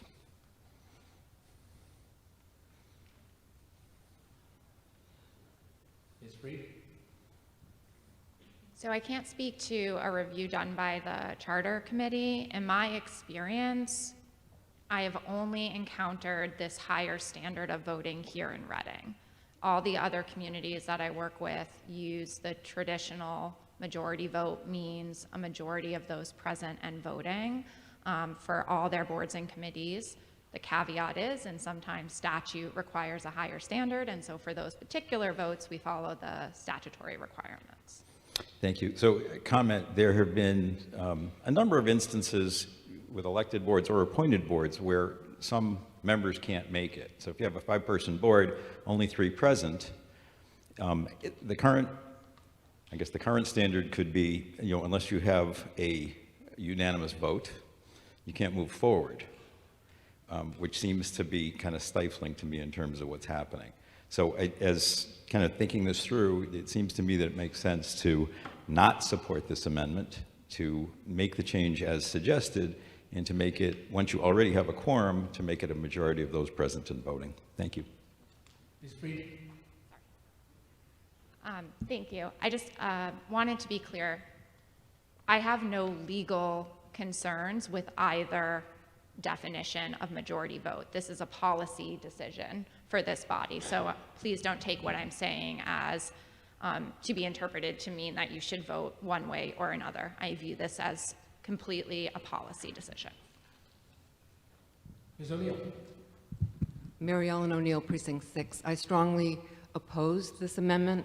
I appreciate the Charter Review Commission updating this and making it in line with state statute and making it easier for our committees to work well. And I think that's how I believe. Thank you. Mr. Gardino? Thank you, Mr. Moderator. I apologize for speaking twice. It shows you how passionate I am about this particular matter. I'm not going to repeat everything I said before, but I am going to say, I'm Philip Dardino from Precinct 3. I didn't say that. But I am going to say this is classic bad government. People doing this have a good heart. They're not engaged in shenanigans. They have a good heart, and it is classic bad government. It delays decisions, okay? You've seen it. You have been in government a long time, and you have seen it. Don't do this to those people who are working hard for you and me. Don't do this to them, okay? My thoughts. Thank you. Mr. Kiliowski? Thank you, Mr. Moderator. Gennady Pirowski, Precinct 7, 3 Harriman Avenue. So could I please get clarifications as to what happens with associate members and elevating them to be able to cast a vote?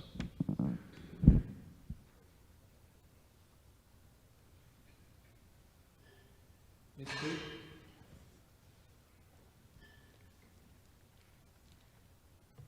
So it's section 3.3.1.6 of your general bylaws.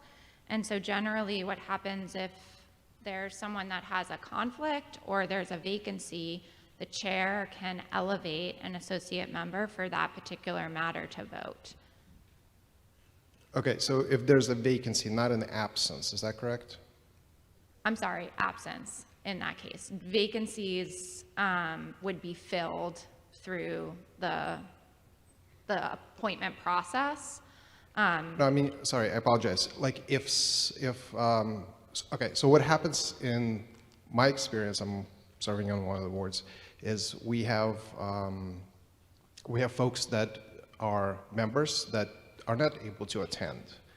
And then we have associate members that are able to attend. Granted, we only vote, I think, once a year, or to open and close the meeting. So that doesn't really affect us, but I'm trying to understand how it affects when there's less than the required amount to actually put the vote forth, but there are associate members that are present. I think that's where I'm trying to get to. So your bylaw says that if more than one associate member is able to fill a temporary vacancy, the chair can designate one member to fill that position. I think it's an interesting question if it's not a temporary vacancy, meaning like a temporary absent, whether an associate member can fill that role. I would take the position they could, but it's something we'd have to look into. I'm sorry if I'm not understanding your question. No, I think that's fine. So then we could, in principle, use associate members to fill the temporary vacancy to be able to cast the vote with. Correct. I mean, that's the intention. So if you have your Conservation Commission is meeting and someone is missing, you can elevate an associate member if the Conservation Commission has them to fill that role for that meeting so that you can get the requisite number of votes. Okay, thank you. Mr. Herrick? Thank you, Mr. Moderator. Steve Herrick, Precinct 8. I oppose the amendment to change this back, or to keep the definition of majority vote the way it has been. There's a reason why we have a quorum. There's a quorum in this body right here and in every committee to make sure that you have an adequate number of people showing up on your boards and committees to discuss the issues and decide how we should move forward. If people don't bother to show up at their boards and committees, the way it is right now, they're effectively casting a no vote. They get a vote. You stay home, sit on the couch, you get a no vote.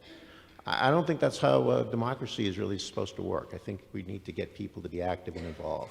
You should feel like I better show up if I want things to happen my way. I think that if we have a rule in this body that if you miss enough meetings that your name gets on the bad boy list, and you might get drummed out of the Corps here.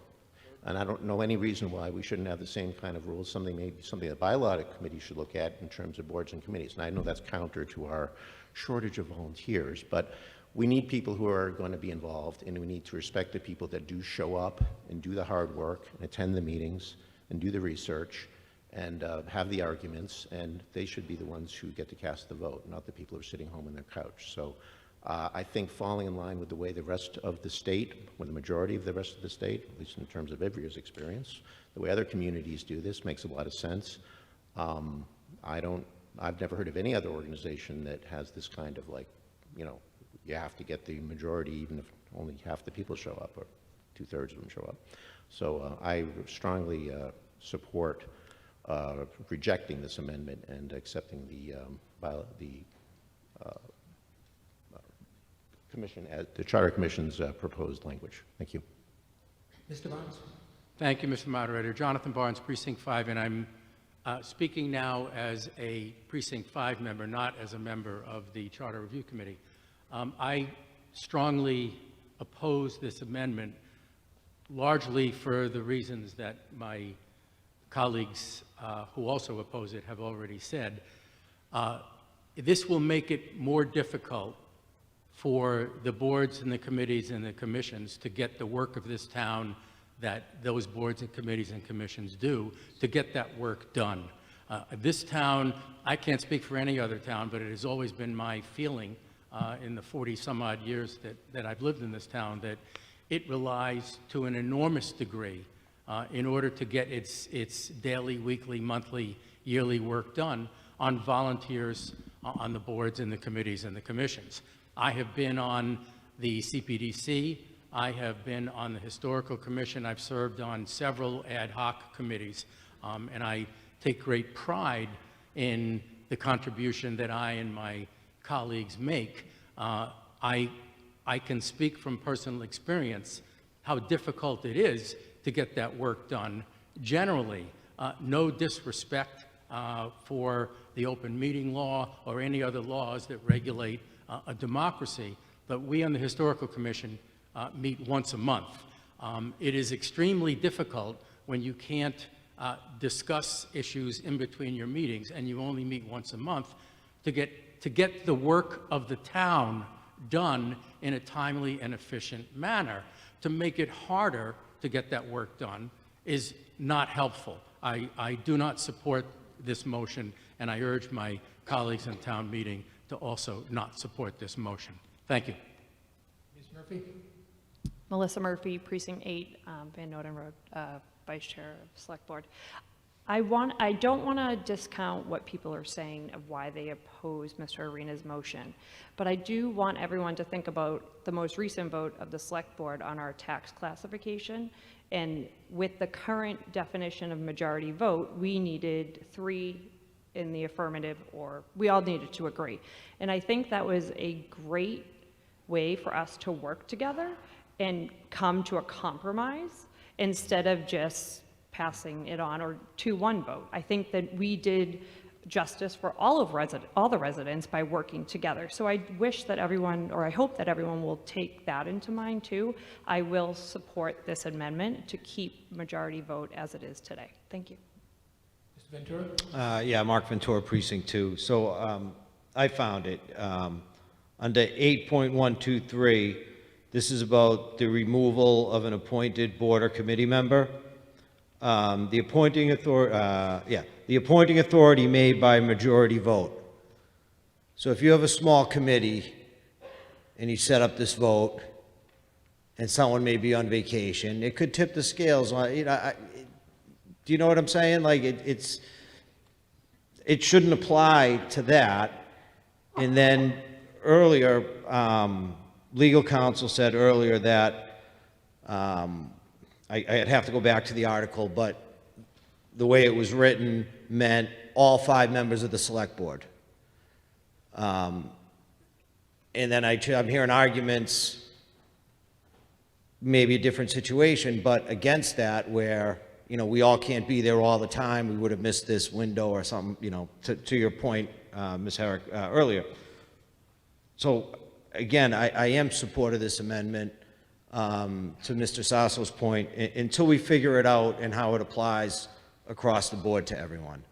So I'm in support of Mr. Arena's amendment to go back to the way it was until we sort it all out and really know what we're talking about here. Thank you. Mr. Donnelly Moran? Thank you, Mr. Moderator. Charles Donnelly Moran, Precinct 7. I'm opposed to this amendment. Oftentimes, people at town meeting, they may not express it quite this way, but they're indicating that they want Reading to be business friendly. And I think certainly, you know, a business person coming before a board looking to get a liquor license changed or wetlands decision made, they don't want to have to get a unanimous vote. They just want the majority of the people who hear their arguments to make a decision, and to require a supermajority because, you know, 1 or 2 people or, you know, have a business trip, they have a sick kid, or whatever legitimate reason somebody has for not attending a meeting, that, you know, I think we really need to be business friendly. You know, I think people on both sides of the aisle can see this as potentially a business-friendly issue, and I'm opposed to it. And I must say, we have a lot of volunteers in this community, and I think the vast majority of volunteers are putting in the effort, but, you know, life interferes with volunteer opportunities, and we shouldn't discourage people who are volunteering, and yeah, thank you. Mary Ann Downing, Precinct 4. I have a question. I don't know if I'm going to amend this, but I would generally support what Mr. Arena says, but more selectively. I think the problem people are expressing about boards being able to do their business are mostly appointed boards, and I feel like the elected boards, like you know, the select board, school committee, library, RMLD, they make more impactful decisions. And as I expressed earlier, as others have said, it's not about nefarious intent or shenanigans, but do we want 2 people on the select board setting the tax policy or removing a town manager, or on the school committee, a smaller thing? So I guess my question is, are we allowed to, like it said in the preamble, we're saying majority means one thing for town meeting committees and precinct meetings. And I guess maybe my question for Ms. Freed is, when she's seen things that Reading is different, do other towns apply different standards to elected boards versus appointed boards? Because I think the decision-making that's being done on the 2 boards is different. Ms. Freed? Thank you. I haven't done any studies of comparable communities. I'm just speaking from my own experience, and I'm not aware of any communities that distinguish between appointed and elected committees when it comes to what majority vote means. It does not mean that Reading can't do that. If that's what Reading wants to do, it can distinguish between appointed and elected bodies. That's a policy decision for this body, Charter Review Committee, but I don't have the information you're looking for. Okay, no, I don't feel strongly enough to amend it. I just didn't know if it was, so it's possible if someone wanted to amend it. Thank you. Ms. Perry, excuse me, Ms. Perry. Thank you, Mr. Moderator. Paula Perry, Precinct 1. I also am concerned about the change, really about productivity of these committees. It's a lot of people's time and people expect progress and so on. But I did want clarification because didn't we earlier look at the select board and read it that it does take a majority of the number of members, so it would be an exception to this? Ms. Fried. So that was for one specific action of the select board. That was for the removal of the town manager. Oh, got it. Thank you. Okay, further discussion? Oh, Mr. Barnes.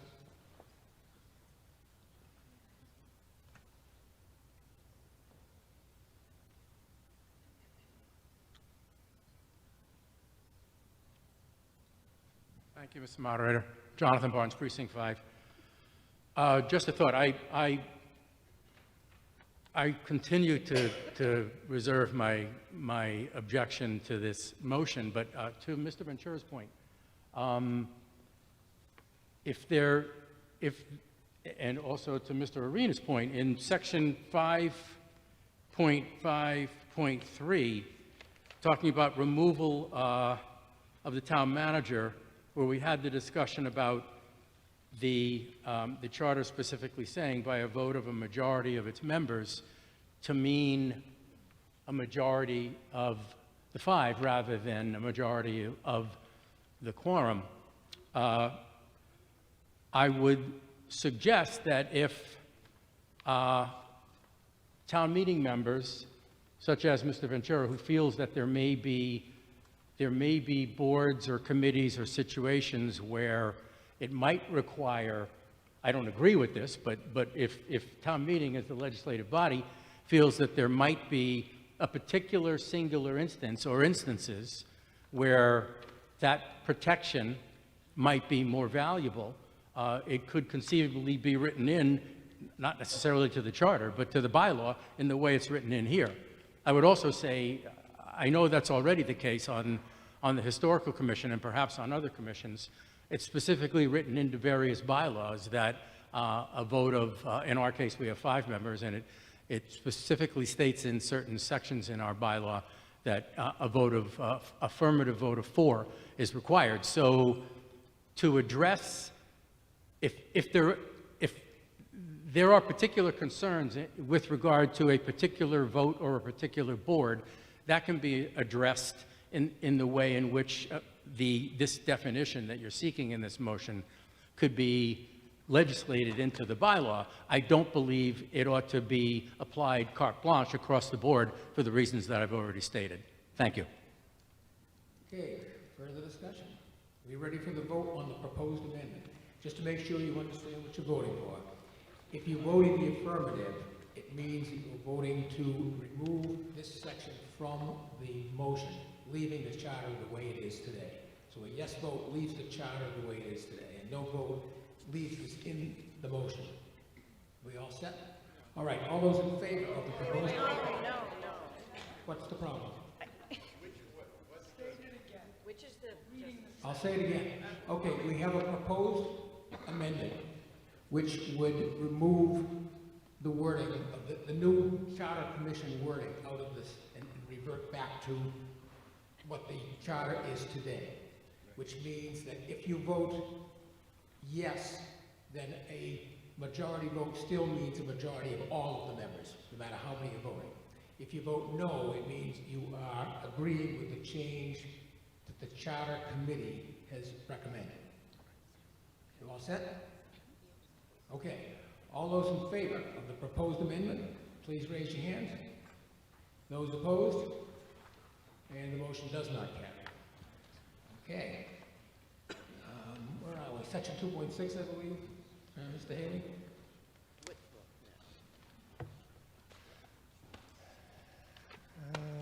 yes, 2.6 is vacancies.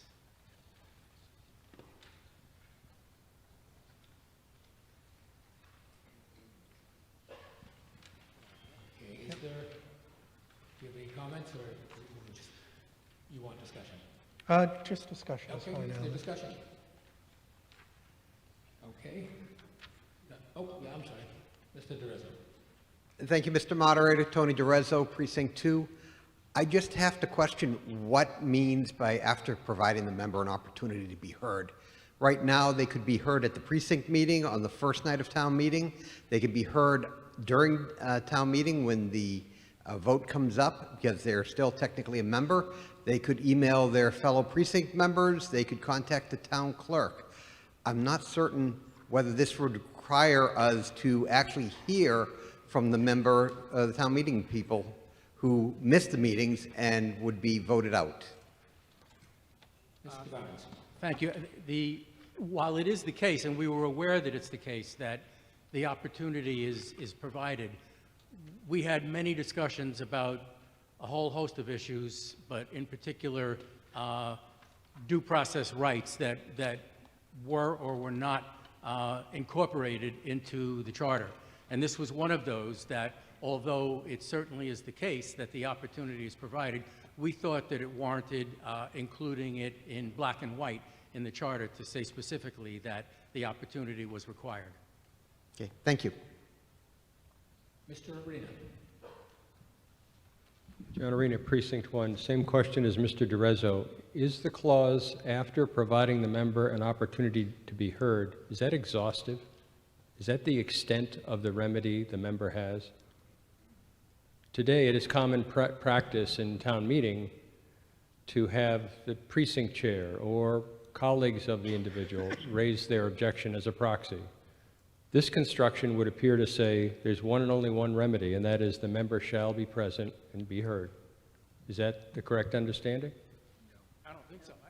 It was not the intention to eliminate what you mentioned as the existing practice. It was simply to incorporate as a requirement that no town meeting member would be removed in this way without at least having the opportunity to be heard. It wasn't meant to restrict or preclude any other opportunities that were provided or any other existing practices or protocols. Isn't that opportunity present today by virtue of being at the same meeting? It is present today. It simply isn't articulated in writing in the charter, and we thought it warranted inclusion in black and white in the charter. But as it's structured, it seems to be the only remedy. The member has to speak on their own behalf. It doesn't say it's the only remedy. I don't agree with that interpretation. Okay. Thank you. Further discussion? None appearing. Move on to the next section, which is... Yep, so section 5.1 is appointment qualifications and term of the town manager. So I believe we had some questions regarding the 5 or 3 years experience that's getting changed. Do we have the change? Is this that confusing, not on this one section?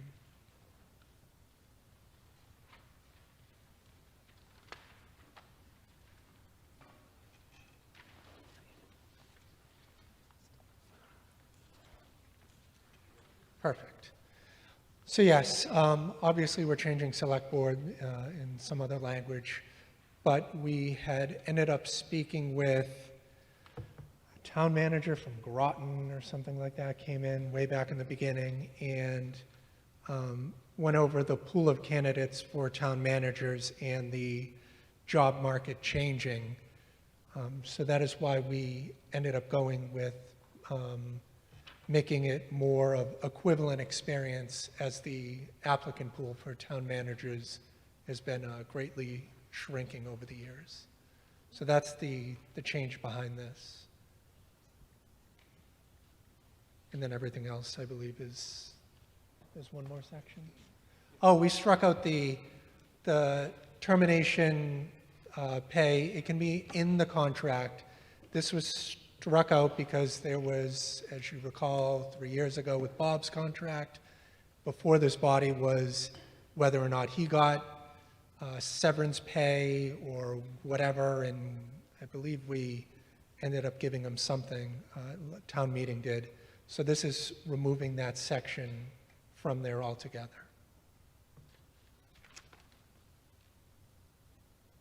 But it can still be in his contract or their contract, whatever. And I think that was it under 5.1, correct? Okay. Okay. Is there further discussion? Yes, Mr. Dodson.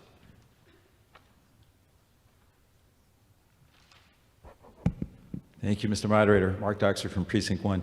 I think in concept, I'm okay. I guess one of the questions is to make sure that it doesn't become standard in the contract. So, for example, if we have a town manager, we have him for 3 years, I hope we would all agree, there's not any longevity there. If after some period of time it were to be discussed, which I think is the intent of what's being talked about, I guess that's possible. I just don't want it to become another term of negotiation in every contract. So now we have a new term that we've added. It could make sense. I just don't want it to be standard unless it does make sense. Does that make sense? Are you saying about the section we struck out or something different? So the section that was struck out and the motivation for striking it out and just making sure that in concept it's okay so long as it doesn't become, well, we're just going to put that into every contract. Or, pardon me, Matt, that town managers start negotiating that as standard in every contract. I think that would be taking us backward a long way. I think what Ivrea would say, it's the contract is the contract. Whatever's in the contract would be in the contract. Exactly. But yeah, the spirit is what you're mentioning, Mark, yes. Exactly. Thank you. Further discussion? Oh, Ms. Linda. Angela Binda, Precinct 5. With regard to that, also it coming out of the contract, I think town meeting had to vote on that, right? Because it was an appropriation of funds.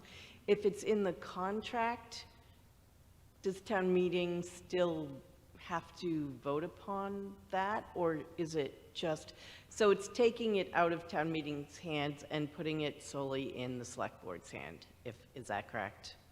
That would only count if the town manager was negotiating that as part of their contract. They could put in there that he wants a pony when he gets terminated. It can be in his contract if he wants a pony or not. And we'd have to agree to that or not, but anything can be in this contract as long as it's legal.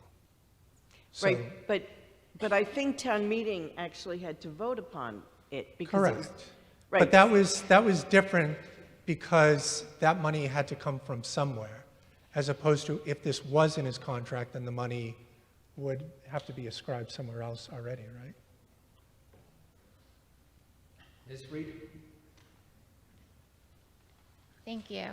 So I think, Angela, what you're saying is when it came up with the former town manager, there wasn't funds within the budget already for that appropriation. So even if the select board wanted to, under the 4th paragraph here, grant the former town manager additional pay, they couldn't do it because it wasn't in the budget. So that's why it came to town meeting. So in the future, if something is incorporated into a specific contract, this body still would have had to appropriate those funds.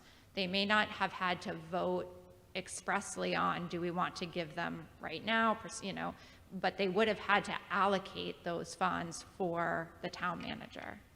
Would that be done at the time the contract is signed or at the time of? So town manager contracts are usually subject to appropriation. So every fiscal year, you are voting at the annual on a line item that encompasses the town manager's salary.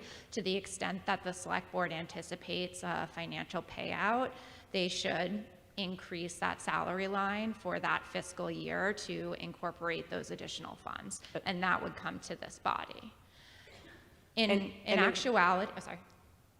No, and a contract could be written such that, you have to be here 5 years in order to receive something. If you're here 10 years, you receive this. Is that? Yes. And that would have to be incorporated into the salary line. Exactly. Okay. And just so that this body understands, I haven't done a ton of town manager contracts, probably about 15 or so. I've never seen a provision incorporated that gives the town manager additional pay for longevity. It doesn't mean we can't do it, but I've never seen it. What I have seen are provisions that say, if you leave early, voluntarily or otherwise, we will pay you. And generally, those provisions are put in there because the relationship has broken down to such an extent that we use that provision to separate and get a release so they do not sue us or something along those lines. So generally, we don't see longevity provisions. We see provisions that protect the town against lawsuits from town managers. Okay, so you're thinking that something like this probably wouldn't go into a contract, or? The select board can do whatever the select board wants to do, do. and there may be good cause if you have a town manager like the former town manager that has been here for decades and decades. There may be good cause for incorporating that it. versus Okay. a town manager that's only been here for 1 or 2 years. I think they're unique provisions, but there's no Okay. reason why you couldn't do it. And the money would sort of be encumbered in the line item as opposed to a payout that town meeting would need to appropriate? Exactly. Okay, thank Yes, I mean, you could do it either way, but the funds need to be appropriated. The select board doesn't have authorization to just take free cash, for example, and allocate it without this body's In the approval. line item, would that be stipulated that it's not salary, but it's being encumbered for something? That'd be a sharing question. It would be Is additional- encumbered the right word? Additional bonus, additional salary. Okay, so Sharon's saying it'd probably be under a stipend or a bonus line for that employee? Okay, thank you. Further discussion? Oh, no, okay. Oh, right here, I'm sorry. Ms. Harry? Just looking out over the audience, I'm sorry. Thank you, Mr. Moderator. These are great questions, and, I, as a select board member, Karen Herrick, Precinct 8, part of the challenge with this paragraph was that it's pretty vague. So we've had town managers resign on good terms. We've never had we've been lucky. We've never had a situation that Ms. Freed referred to. But her point is well taken if you get into a situation where you're having a challenge. And then, so also this provision has been here in a really long time. And I think the other component of this is that the employment market has changed. And this was a great conversation of how our budgeting works. When we have a town manager who decides to move on or retire, they don't plan ahead and consult with Shannon so that we can budget it. But we have in the past 3 years worked with hiring consultants who have, confirmed what was shared earlier, that what Ms. Freed's seeing, that the employment contracts being negotiated and signed these days don't include this kind of a provision. But these are great questions. I appreciate this. I would support the removal of this language.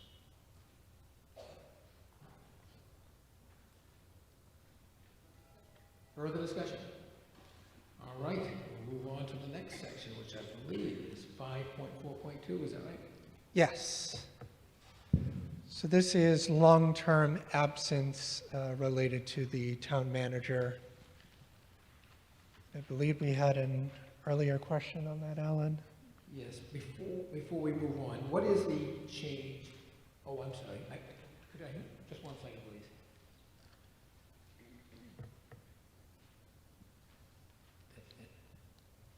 So it's up on the monitor, Alan.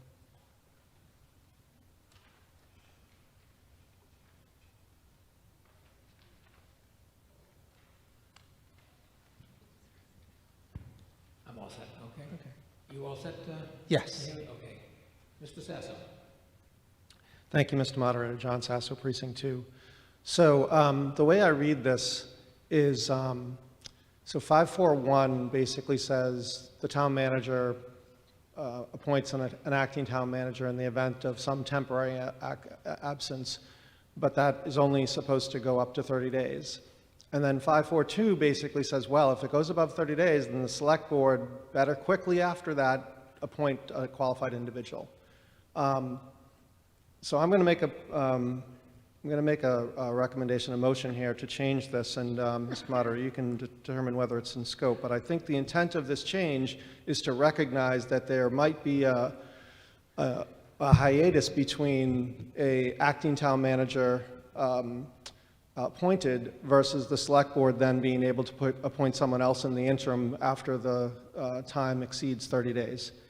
So I'd like to recommend the following. So in the event of the absence, incapacity, or illness of the town manager that is anticipated to be, so this would be new words, that is anticipated to be in excess of 30 days, the select board shall, and strike without delay, shall, in advance of the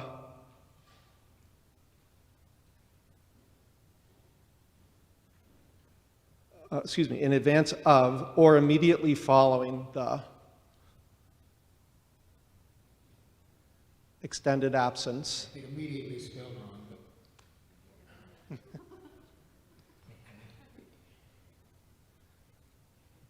Appoint a qualified individual to serve as acting town manager until the town manager returns.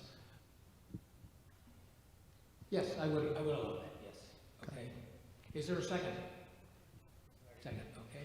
So, thank you, Mr. Moderator.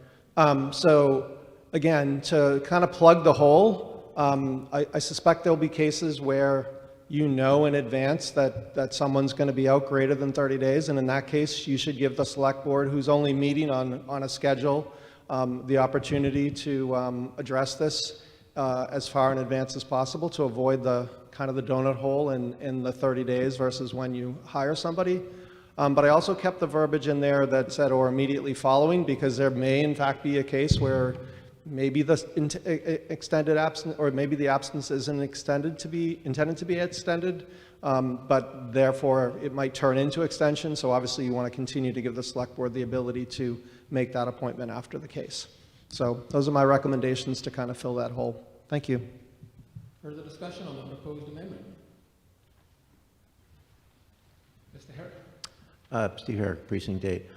I'm not sure I see the point of the amendment. These are really two distinct circumstances.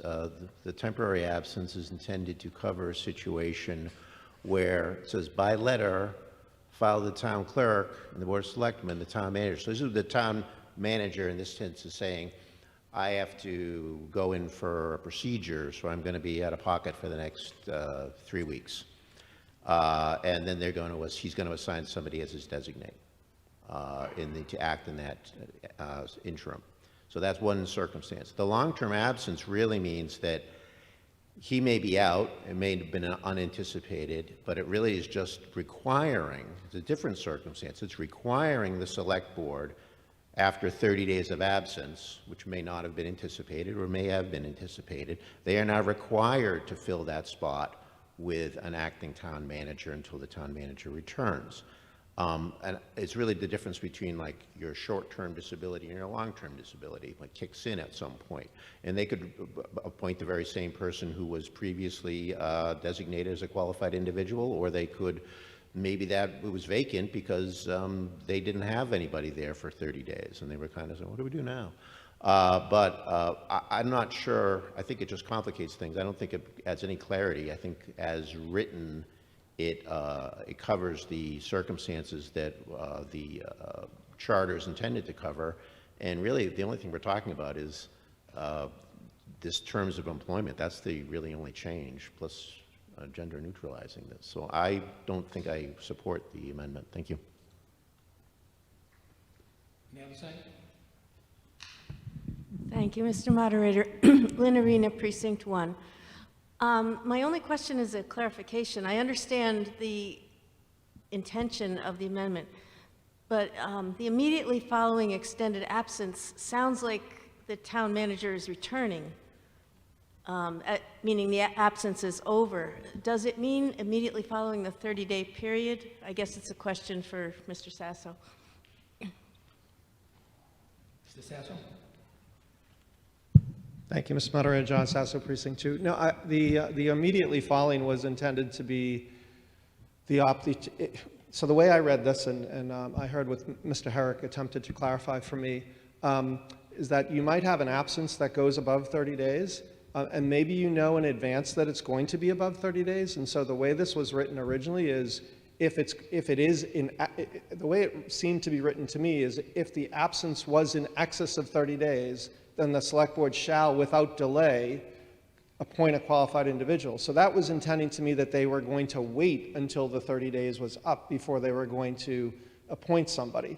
And during that 30 days, maybe the charter isn't clarifying, but the town manager is intended to appoint somebody as a temporary for those first 30 days. And maybe that is a little bit different situations, although I suspect practically that would be how it would be covered. So my intent of adding this is, if you know the town manager is going to be out for greater than 30 days, then give the select board the ability to bring somebody in and at least start that process so that effectively at day 30, they can have somebody in place. If they're in a situation where they don't really know it's going to be above 30 days and then it hits 30 days, then immediately following, give them the opportunity to fill that absence. That's how I read it. Thank you. Ms. Reed, do you want to comment? Sorry, I just had 2 points of clarification. So my first concern is that in advance of the extended absence, if we read extended absence to mean that 30-day period, there could be a situation where the town manager has appointed someone to serve as the acting town manager for, day 1 through 30, and now the select board has appointed someone on day 15. So I think there's a potential for confusion and overlap there. I also don't know what immediately following the extended absence means. I think additional clarity would be warranted there. I think it's also important to recognize how this operates in practice. So in my experience, when, unfortunately, circumstances are that a long-term absence is needed, the town manager will appoint someone to serve for those 30 days. And then the select board needs time to find an interim acting town manager. That's not a quick process. And so that they may extend or execute a temporary contract with someone internal for that acting role while they perform that search for someone else to come in. So I think this is, in practice, you wouldn't see a situation where this would really cause conflict. And I'm just concerned that the language presented here just creates additional ambiguity.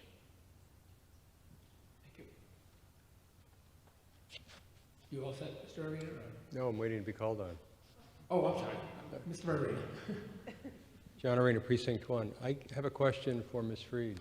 541 as written anticipates the town manager would nominate the acting town manager to cover his absence. But imagine a circumstance where that town manager is incapacitated, cannot act. How is this supposed to work?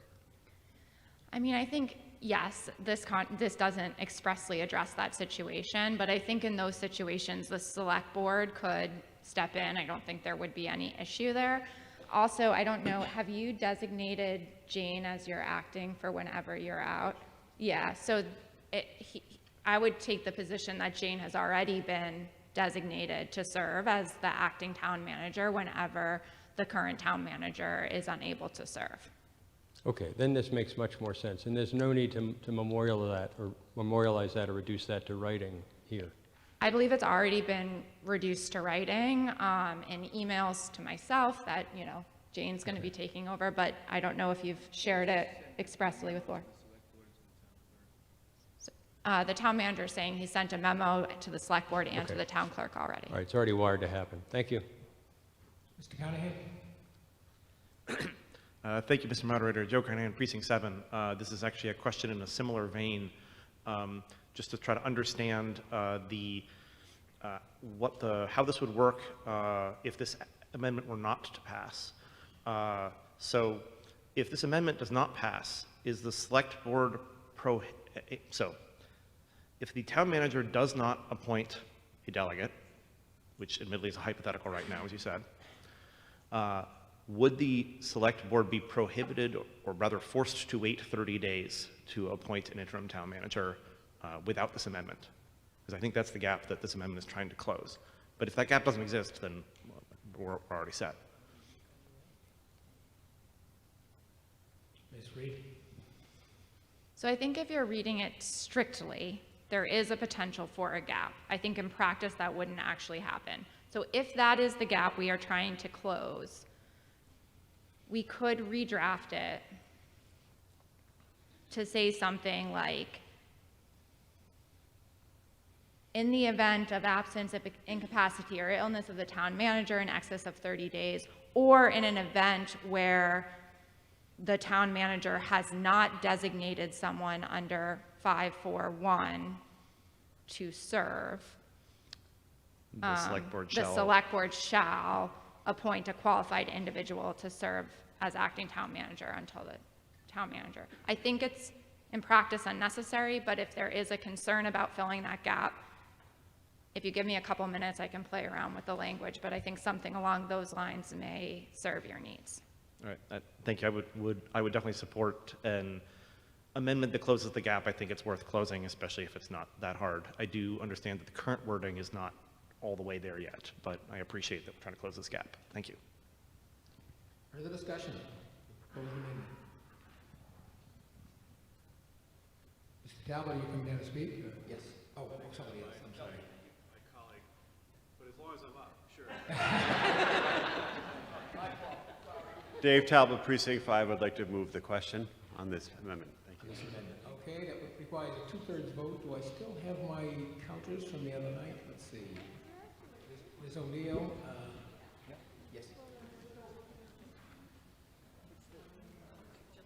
Just the amendment. Just the amendment? This is just the amendment, but before you accept that, Ms. Fried, are you actually trying to work on a change? You're trying to work on a change? Okay, could I ask that that motion be withdrawn just for a minute while she works on that? Sure, it would still apply to the amendment but fine. Not the amendment. Oh. So, well, we'll get to that when you might be right. We may just be able to change it. Mr. Moderator, John Sasso, Precinct 2. I'd be willing to withdraw my amendment if we can actually get something to close this and meets legal muster. You'd like to just withdraw your proposed amendment? I will withdraw my proposed amendment, assuming that Ms. Fried is working on something that, as she conveyed, to try to address at least that small little gap in timing there. Okay, I see what you're saying. Yeah, okay, I was thinking we would try to fix your amendment, but if we're coming up with something new, then Okay. that would be All right, fine. thank you. All right, then we're just going to have to wait a couple of minutes until you're able to work on that. And eventually I'll get back to that, but is there any other discussion while this is, while she's working on it? Okay, we'll just sit tight for a minute.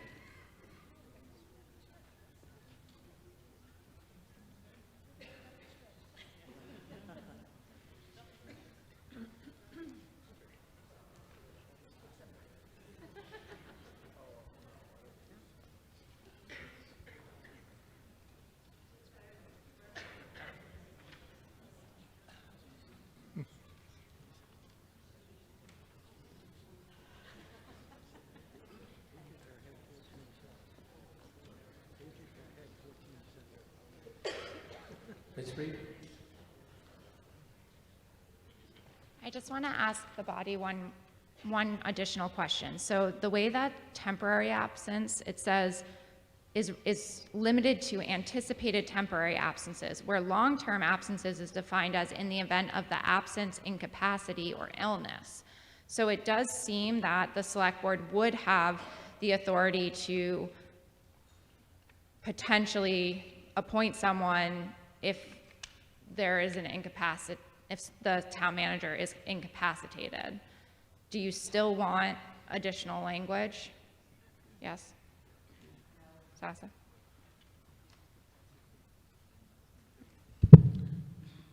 John Sasso, Precinct 2. There is a slight distinction between No, I the understand. two. So, Yeah. and this was pointed out a little bit later, because there is a difference in terms of 541 is a letter is intended and there's there versus 542, which is like generically. Exactly. So I guess the question I would ask is, so in the event of a long-term absence and there is no letter, would the appointed individual by the town manager still be responsible for those first, basically be for those first 30 days, or is that not even implied in the long-term absence section? Right, I don't think it would be implied, so I think in that case, the select board would designate, in this case probably Jane, but would designate the person the town manager would generally designate to serve as the acting until they have time to conduct the search. And I think that's, so that's exactly what I would Yeah. suggest we put here. Okay.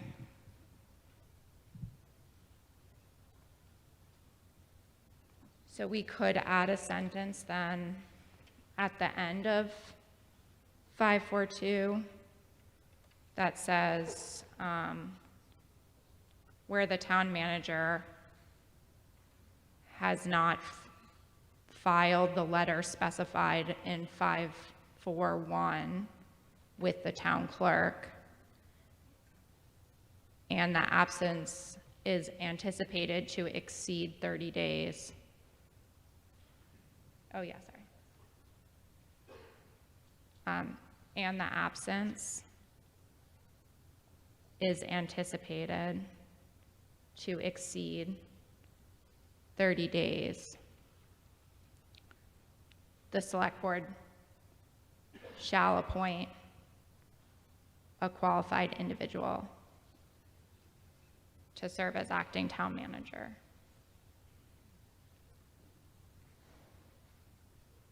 Until the town manager returns. And actually,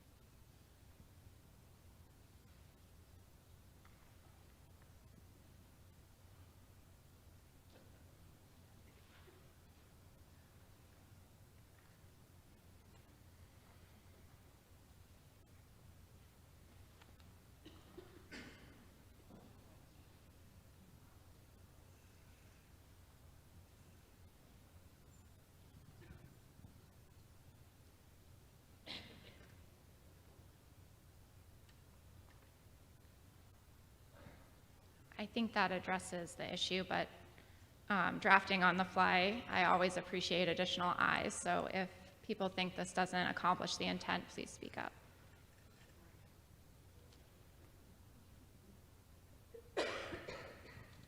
Mr. Sasso, does that accomplish what you had intended?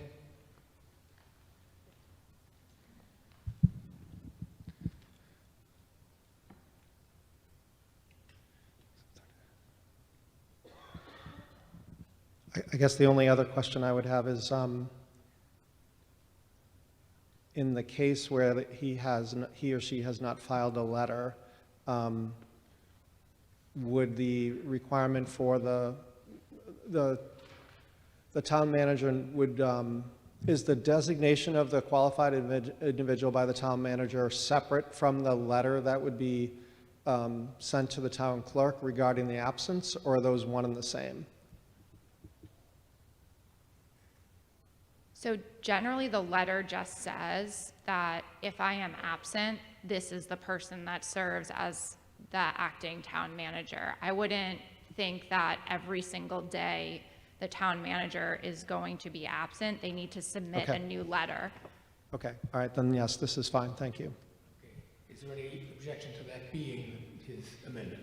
We've made the change. Okay, we actually have a motion to end debate on this proposed amendment, which requires a 2/3 vote. Do I still have my counters from the other night? Ms. O'Neill, I think, let's see, Mr. Arena, Mr. Pacino, and Mr. Herrick.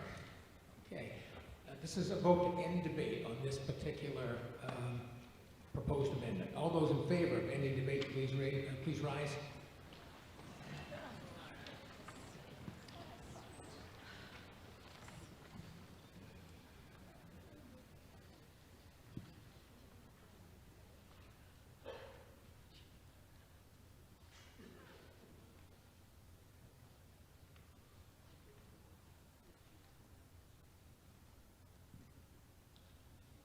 Twenty-four. 24. 29. 29.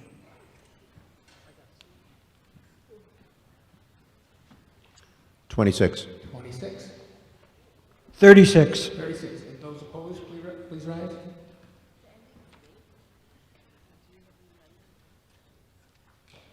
Zero.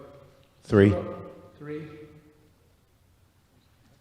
6. 6. 3. 3. The vote being 115 in the affirmative and 12 in the negative, the question has been moved. We will now vote on the proposed amendment. This requires a majority vote. All those in favor of Mr. Sasso's proposed amendment, please raise your hand.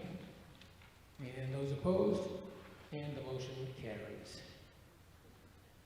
And let's see, where are we?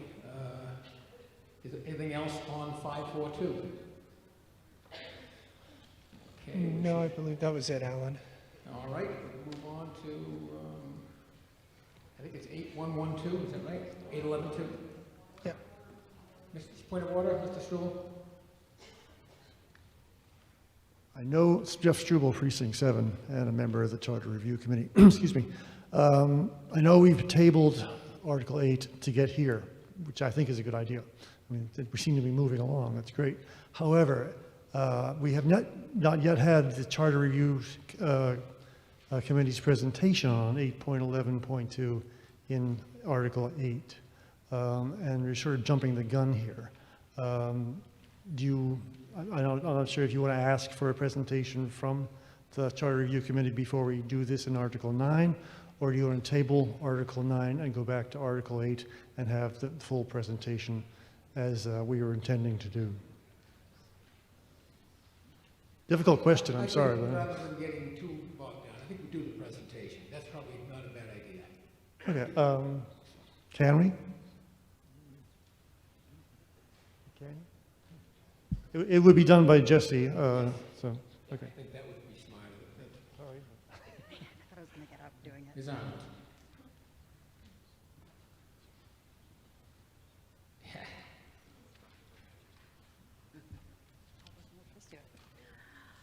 Mr. Moderator, just for clarification, do you want me to solely present 8.11.2 or the entirety of Section 8? Do you want me to do 7 and 8? Yeah. Okay. I'll just flip back. We apologize. This is very confusing, I know, but it's probably the best way to do it. Ms. Arnold? All right. I'm going to try to make this as quick as I can. It's late. Article 7 is mostly all housekeeping changes. It changes things like Board of Selectmen to Select Board, he to Town Manager, his to the. It's very simple. We changed from presentation to the town meeting to just town meeting. We felt that was more correct, more of just Select Board and the. And that is the entirety of our changes in Section 7. In Article 8, we again have a lot of very boilerplate, simple changes. We changed 8.6 where it said number and gender to just simply number, taking out any need to clarify for gender. 8.8.2, we struck "and in the library" for the posting of minutes where they are publicly available, and changed it to "on the town website," as that's where things are being published now. 8.8.4, with regards to quorum, we just simply clarified language. Instead of going from time to time to another time, just seemed cleaner. 8.9.3, just Board of Selectmen to Select Board. 8.10, his to their. 8.11.1, again, just very cleaning things up. He was to they were and they. Which takes us to 8.11.2, which is the subject of Article 9, which is a more substantive change. What this is it is taking our current recall petition and it changes from a fixed number of 250 or more signatures at the initial start of a recall petition to 2% of registered voters. We also made the change from where it stands now that when somebody files a recall petition, they may file an affidavit. We changed that to it's no longer would be discretionary. It would be that it shall be filed. The intention of the changing from may to shall is to make sure that it was giving proper notice and to whomever was being recalled and also to whomever was being asked to sign recall petitions. It basically, the way that would operate is it would be there as a standard statement of facts, and that's kind of what everybody's working off. There's no different people giving different explanations or whatnot. We also added in that the affidavit shall contain a factual statement which alleges and includes relevant evidence of any explicit legal or ethical breach of the office holder's sworn responsibilities. Again, this was just to further provide clarity, to give notice to whomever is being potentially recalled, and also to give proper facts and notice to anyone being asked to sign a petition. Further down in red, we made some gender change from his to the town clerk's signature. And we also added in that the town clerk is to deliver a certified, well, a copy by certified mail to the elected official's address of record, again, just to make sure that proper notice is being given to said person. And then our other significant change was that currently the recall petitions have to be returned and filed within the town clerk's office within 21 days following the date of the filing of the affidavit, and it was to be signed by 10% of the voters. We changed that to 20% of the voters, and with the change being greater, we opted to add and switch it from 21 days to 30 days. And we also changed, I believe we lowered, looking at mine, yeah, the number of voters from one precinct. I believe it was from no more than 25 before, and we switched it to 20. And let's see, 8.11.3 is again just housekeeping, changing gender from selectman to select board, his to their, et cetera, et cetera. Nomination of candidates, 8.11.4 is again just changing up gendered language. And that is the same in 8.11.6, was just switching from his, 8.11.5 is also changing gendered, and 8.11.6 is changing gendered. And then I'm going to, I don't know where yeah. Clarify, I believe you just said that you changed the 20% to 10%, or? Did I read that wrong? I'm sorry. I just want to read, I believe you read it opposite than what it is. Sorry, I might have read that incorrectly then. We switched from 10 to 20. My apologies. It was a little confusing. Right. Thank you. From 10 to 20%. I said it right this time, right? Okay. And then our next section is 8.12, and I will defer to Jonathan Barnes for that one. Thank you. Before we go on, I think I've changed my mind. Really, the only thing left in Article 9 to discuss is 8.11.2. I think we should decide on that, and then we'll finish off 9, and then we can finish yours. I hope that's okay. It seems to be less confusing if we just take up the 8.11.2 right now. Ms. Downing? Hi, Mary Ann Downing, Precinct 4. So I have a question because, you know, fundamentally, you're changing what someone can, what a reason why voters can seek a recall of someone, if I'm understanding it correctly. The previous was you had to have a sworn statement of the grounds. Now, it's been refined to say relevant evidence of an explicit legal or ethical breach of the office holder's sworn responsibilities. I understand that could be included in grounds. So my question would be, and we fortunately have never had this situation in Reading, but suppose someone did not commit an explicit legal or ethical breach of their responsibilities, but they've they're being charged with a serious crime or have been convicted of a crime. That would fall under grounds, but that might not fit legal or ethical breach. But someone might say, well, gee, this person, was convicted of embezzling or murder, not murder because that would be in jail, but, some serious crime. It's late, come on, I'm doing the best I can here. Are you intending that the only reason someone should be recalled is breach of responsibilities, that there would not be other good and serious grounds to seek recall of somebody? I'm kind of going to defer to town council a little bit on this because I don't actually know the oath that select board members take or elected office holders. I don't know if we contain something in our oath which then would constitute, like if they're saying to uphold the laws of Massachusetts and the Constitution, et cetera, which I would think that would potentially, if you've taken an oath to uphold the laws and then say you commit embezzlement, you violated your oath by committing the crime. What if you embezzled in another state?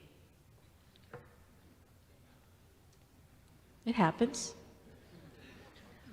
I don't think we thought of that possibility. Well, I guess that's why you have, I guess you still have the sworn statement of the grounds.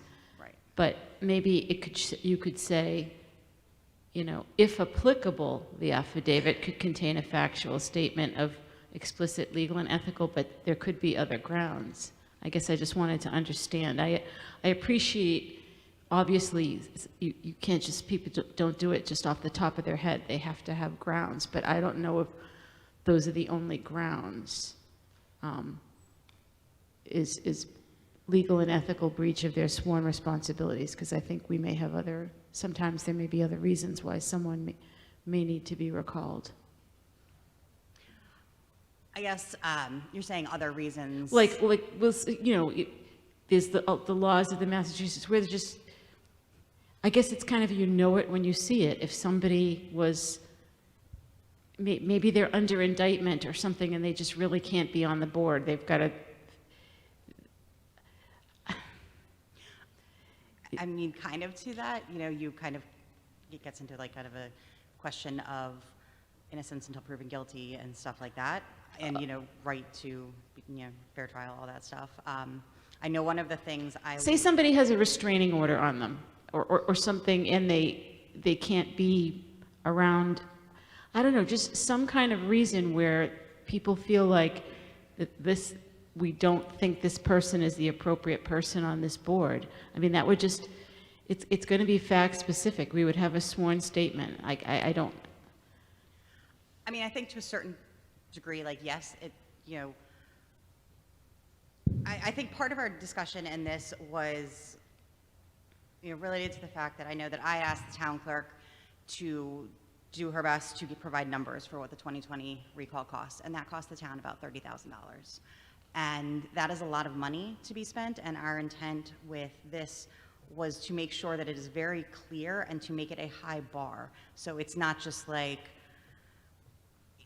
it's not something that's just kind of tossed around willy-nilly or done without thought or consideration. It's that really this person has done something egregious and we want to remove them from office, rather than simply saying they made a decision I don't like and we should wait till the next election where things have natural consequences. Okay, I'm not talking about any of that. I'm just talking about if there's grounds other than legal or ethical breach. Maybe somebody's under federal indictment, maybe they've been in another state, they have some legal problem where you don't trust them around, having access to executive session kind of information. I don't know. I guess I just didn't know that this shall contain a factual statement of this kind of evidence is going to cover all the cases where someone might want to be recalled. I appreciate it isn't on a whim, and I think Reading's history of recalls shows that it's rare. Maybe it should have been rarer, but I don't think we've been taking it lightly. I mean, I think as a committee, we felt that, we were crafting this in a way to really cover the kind of most situations. Obviously, yes, could something arise that's not mentioned in this? Potentially, but this is kind of the language we crafted and also, you know, ran by town council, and this is kind of what we felt was caught a lot of egregious situations, I guess. Okay, thank you. Ms. Childers?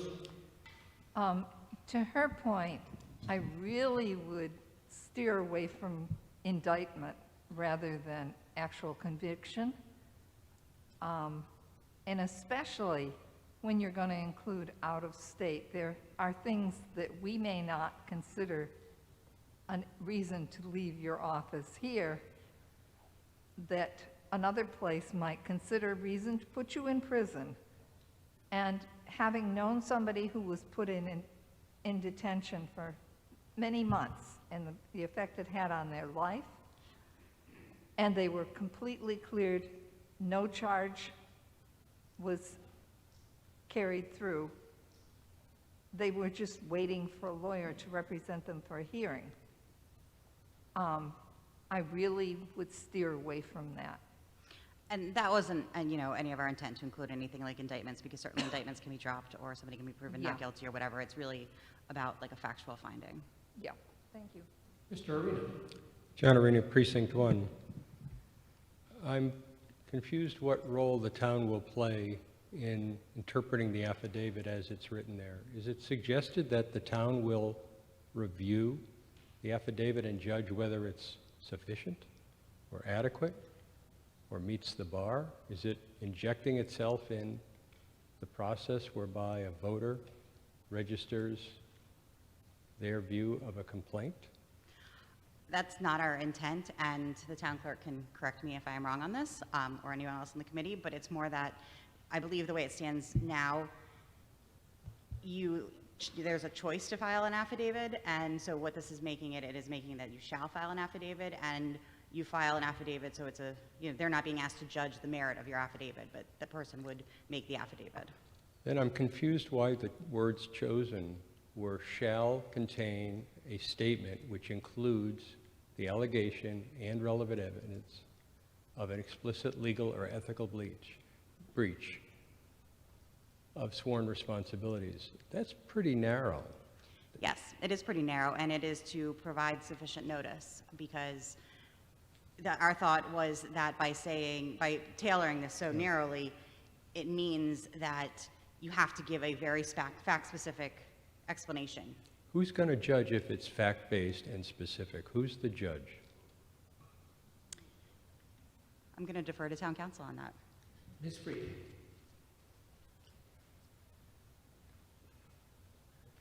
So I think here what would happen is, provided an affidavit is submitted, the town clerk would review it and would likely just issue the petition papers to be signed, and if the individual subject to the recall contends that the affidavit doesn't meet the standard, they could go to court to get an injunction. I hear the comment, so, you know, I think that, as Jesse was saying, the intent of the committee was to try to make this as narrow as possible. We can look at other ways of addressing this, but that was the goal of the Charter Review Committee. I understand, and you know, the best intents sometimes lead to different outcomes. These are political judgments. Elections are political. Recall are political. But I know something about this. I can tell you the process is difficult enough. And to my knowledge, there's only been one recall to my memory. I think if the town's going to inject itself as the judge for the verity of the statement, they're engaging in the political process. They're not an agent facilitating it. And pulling the town into a court case, whether their judgment is relevant, I just think you're setting yourselves up for all sorts of failure modes you do not intend. It should be enough to have simply an affidavit that's well-written, that states a complaint, that falls within the four corners of it's a reasonable complaint, it's on conduct, it's on behavior, it's on statements, what have you. It's a political complaint. The minute the town injects itself to say what is explicit, what is legal, what is ethical, It presents itself as both judge and jury. I don't believe that's the role of the town clerk or the town of Reading.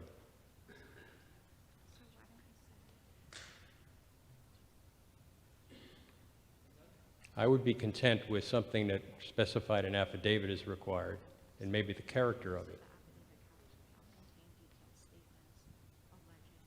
They're working on changing it. Say that again, Chris?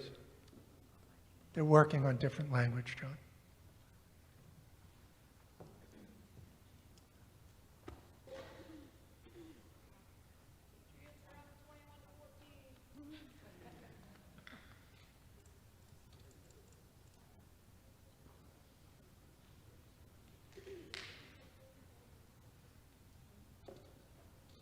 You taking off, Chris?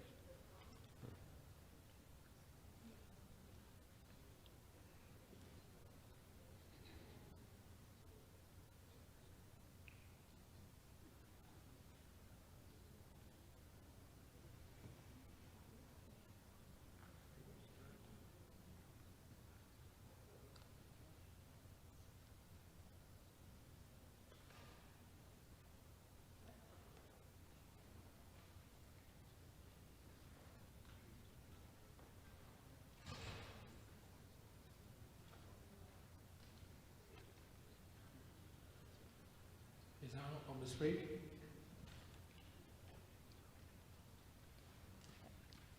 If this body would allow, a potential amendment could be, the affidavit shall contain a detailed statement alleging the breach of the office holder's sworn responsibilities.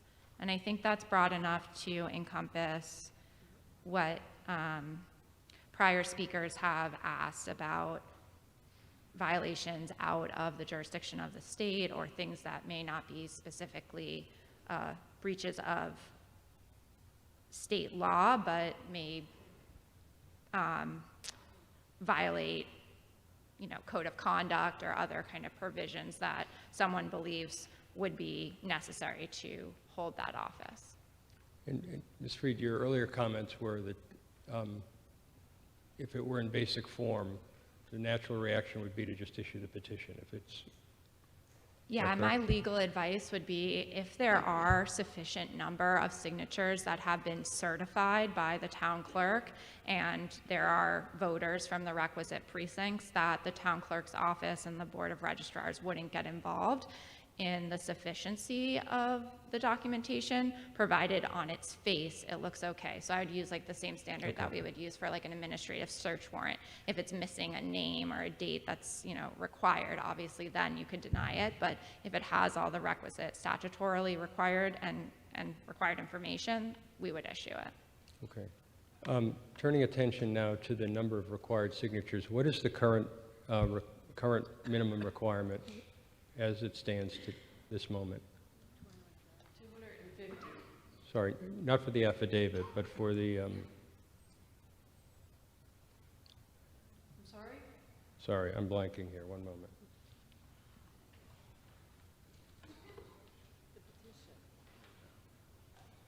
What is the current number of signatures needed to be returned to the town clerk? Is it the 10% number, is that correct? The current number of signatures to submit a recall petition is 250 signatures. And the proposal in this language, if ratified, would change that to? 2% of registered voters. Okay.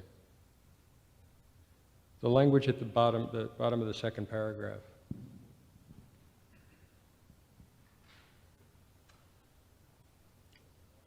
The recall petition shall be returned and filed to the town clerk within 30 days and contain at least 20% of the voters?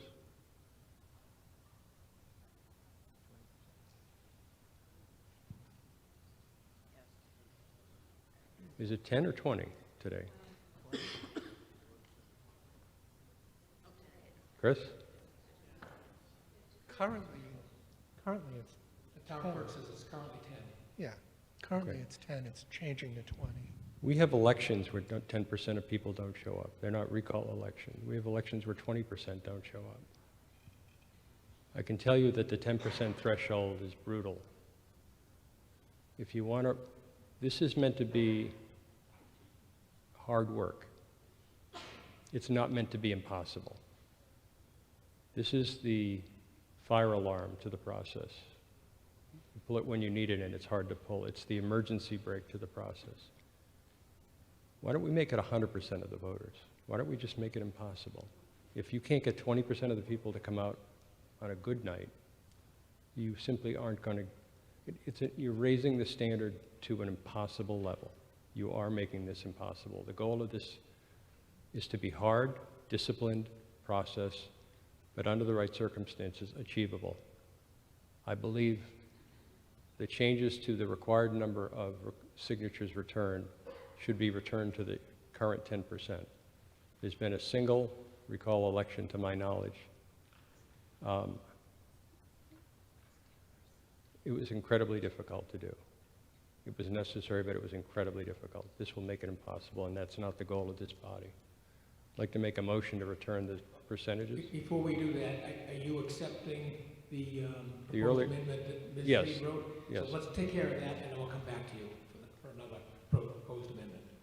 So right now, the proposed amendment that you have made technically through Ms. Reed is the one that has just been typed up there. Is that correct? Yes, thank you. Okay, is there a second to that, by the way? Second. Second, okay. So let's discuss that, and then when we take care of that, I'll come back to you. Further discussion on Mr. Arena's proposed amendment? Angela Bender, Precinct 5. Ms. Freed, can you explain what an affidavit is?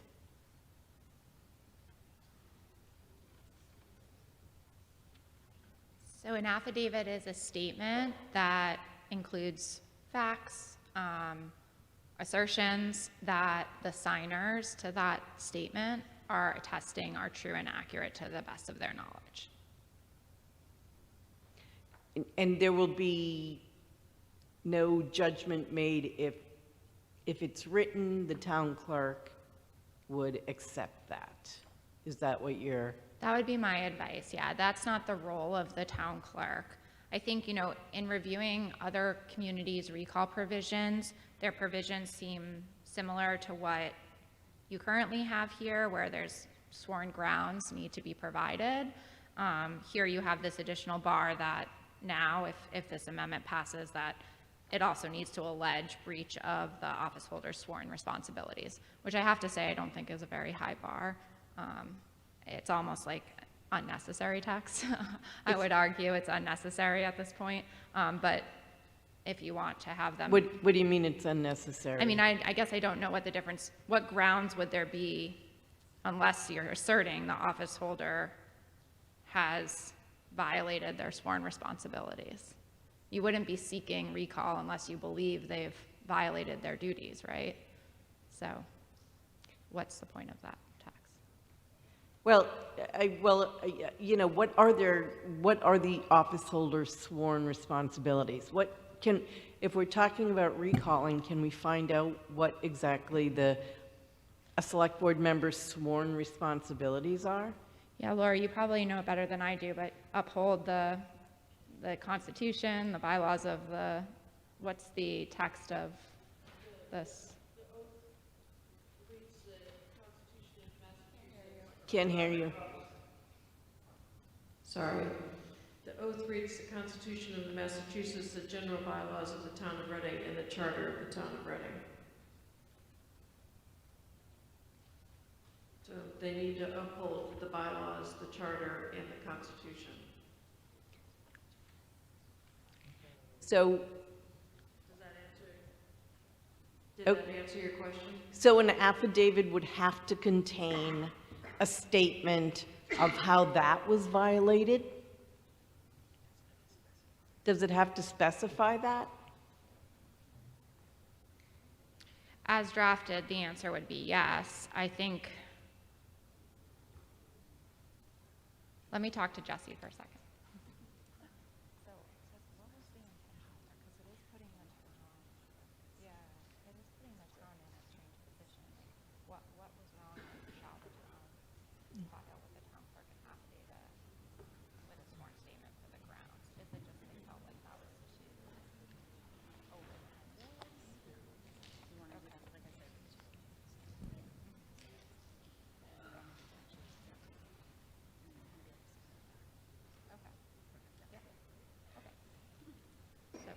yes, that's the intention of the charter committee, is that the affidavit needs to allege that there is a breach of the office holder's sworn responsibilities. Okay, and even if a statement didn't say any of that, you would advise the town clerk to accept it, even though what we're saying would go in the charter would be a breach of the office holder's sworn responsibilities. I think if there's no statement that says this elected official has violated their sworn responsibilities, if that's missing, I potentially may advise that you find that petition deficient. What I Okay. won't advise Laura to do is to weigh whether or not she believes that statement has veracity. Okay. So I appreciate what Jesse and the committee did, because I do think that there should be a very high bar. You can't just not like someone or not like the way they're doing things. There needs to be a higher bar. Although I was concerned about an affidavit shall contain a factual detailed statement, because again, who is, you know, a factual statement of an allegation is a little squishy. I don't know. It's a little, I don't know how, maybe it's a legal term, but like if somebody would need to make a judgment about that, I think. So I do like the new language better. I think that there should be a high bar, and I'd like to talk about the numbers, but are we just talking about that? Just talking about that? Okay, thank you. Mr. Wise? Thank you, Mr. Moderator. Tom Wise, Precinct 4. This language is better, so I would go in line with Mr. Arena's motion. I do agree with Ms. Freed, though, that it really probably should just be removed altogether, but this amendment is better, and when it comes to numbers, I'm happy to come back and talk about that, too. Thank you. Mr. Grant? Thank you, Mr. Moderator. Tom Grant, Precinct 4. I actually thought it was a good question about an affidavit, what that means and what the implications are.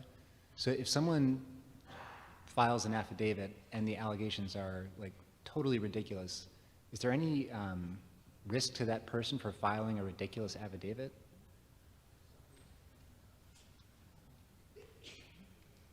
Ms. Freed? Oh, no, Mr. Haley? Ivrea won't give you a legal reason, but I will give you the, I'm not signing your paperwork for the recall. I mean, that's as simple as that. And if I go along with it, then that's on me. So like, someone could, in theory, then convince enough people, 400 or so people, to sign something that's totally baseless, and then we enter into this process. Well, it's 2%. And there's so no, I'm it's- sorry, yeah, so there's no risk to, sorry, it wasn't about the numbers, just the, like, there's no risk to that person for filing a totally baseless affidavit, as long as they hit the 2% bar. I mean, time, effort, and energy, I guess. Yeah, yeah.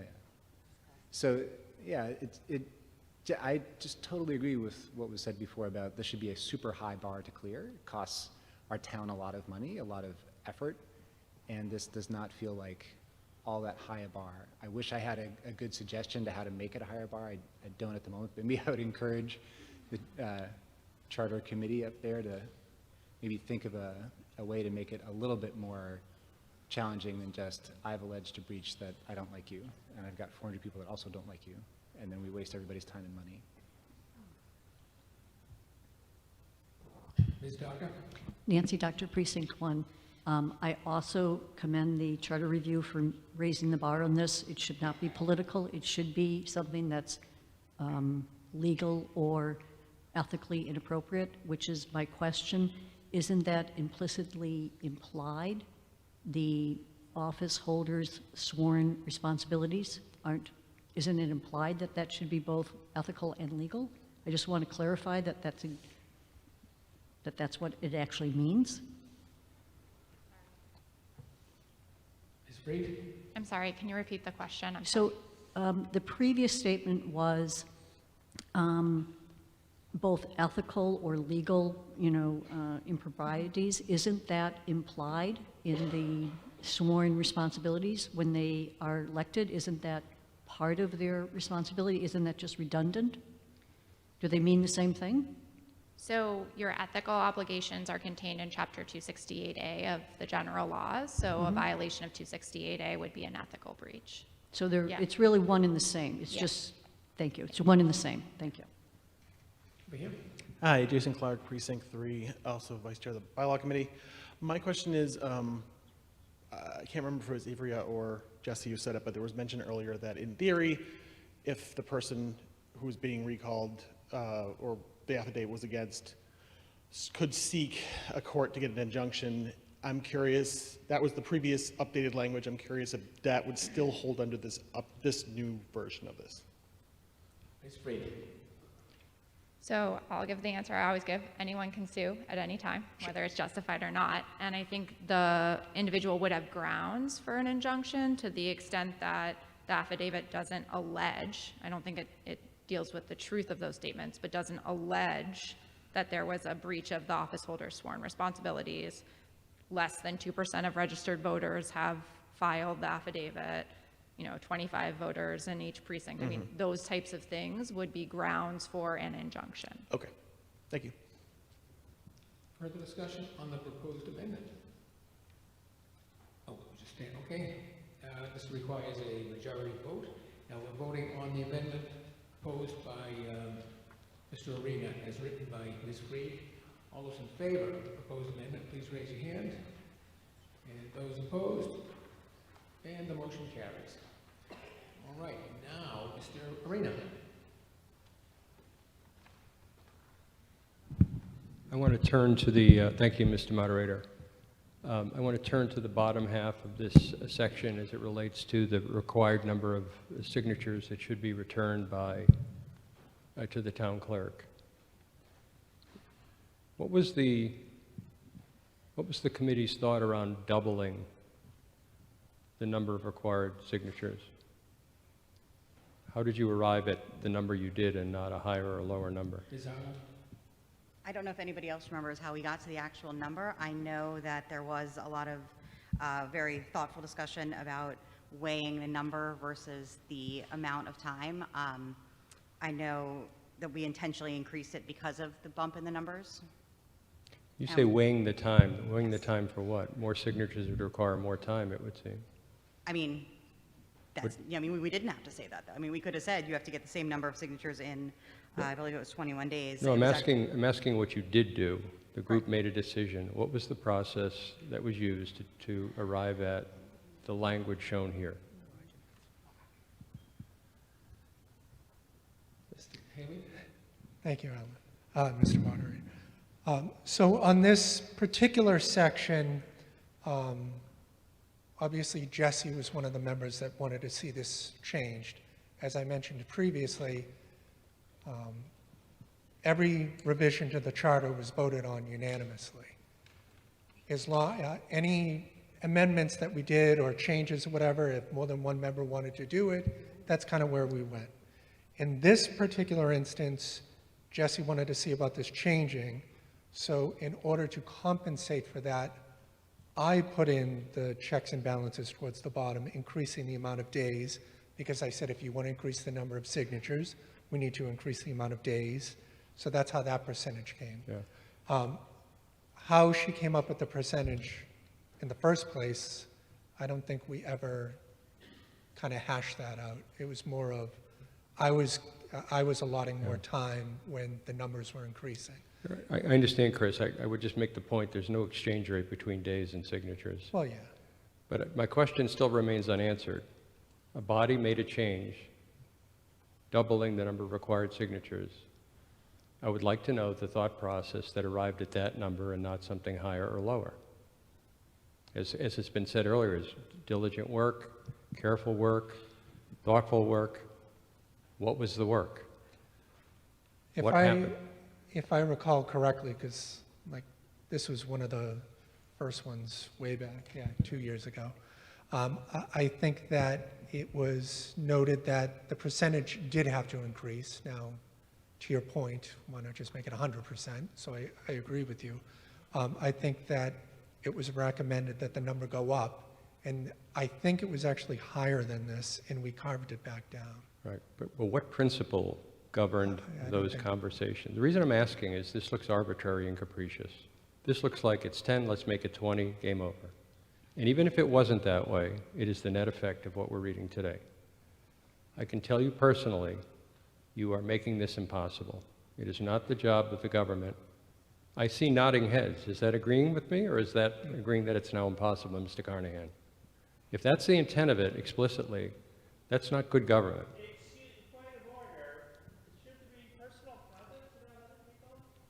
Sir, Good point. Please stay with the subject. Yes. I'd like to make a motion to return the threshold for the number of signatures as a percent of the voters to the original. If I'm reading it correctly, is it 10? 10% was the original. Okay. Is there a second to that motion? Second. Second, okay. And to further the discussion, I don't think it's the job of this body or any committee that chooses to help Reading with its policy or polity to make intentionally defective language that's intentionally meant to frustrate the political process. You may not like the outcome, you may not like what happens, but the intent here is not to vote whether we like, it's to vote so that it's executable, it's reasonable, and it's understood. I certainly wouldn't like to be the recipient of this, but frankly, I wouldn't put myself in the position to do that in the first place. But it shouldn't be impossible for somebody to recall me in public office if they choose to. And asking more people to sign a petition than show up to vote is simply impossible. That's not more than showed up to vote. Excuse me. Ms. Whiteland, are you speaking on this issue? I would very much like to speak on this issue. 48% voter turnout for the last recall election. 48.3%. So please stop saying that it's impossible to engage. Please, we have one person speaking, please. Ms. Whiteland. I apologize. Liz Whitelam, Precinct 4. You are very welcome. 48.3% of the voters turned out for the last, some would say, unnecessary and money-wasting recall election. And so I imagine that is why this committee is trying to make the bar higher. I, as a resident and taxpayer, appreciate that effort. I also do not appreciate that the same person has been talking for well over the 10-minute allotment over, I don't even know how many minutes of the last couple of nights. That's a separate issue. I apologize. But I just felt like it needed to be said. Stop criticizing the board for how they did the work. Let's just discuss the actual details. It does not, 20% is reasonable. I thank the committee for their work. Mr. Wise. Thank you, Mr. Moderator. Tom Wise, Precinct 4. I'm in favor of the motion, but would ask for a friendly amendment to it if Mr. Arena would agree. And that would be just to change the rest of the bottom so it's still aligned. So we go back to 21 days, go back to 25%, et cetera, so that it adheres to the previous numbers that were there and not just go back to 10% and then still leave 30 days and the other adjustments. Would you be in agreement? No objection to that. Is there any objection from the body to having that changed? Okay, none of you? Yes. Oh, there wasn't? Yeah. Okay, then I cannot accept it. I'll take a separate motion afterwards, after we vote on this. Okay.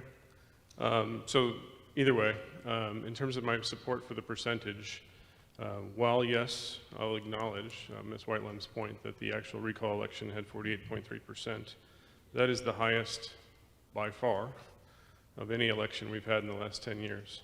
Last year we had 23.12. The year before we had 21.4. The year before we had 29.1. The year before, a primary year, or the election before a primary year, was 35.6. April of 23 was 22.7. April of 22 was 20.6. April of 21 was 19.1. We had less people electing our bodies in April of 21 than we're asking to fill out and sign these affidavits. April of 2019, 18.3. April of 2018, 43.8. Good number, okay. Right?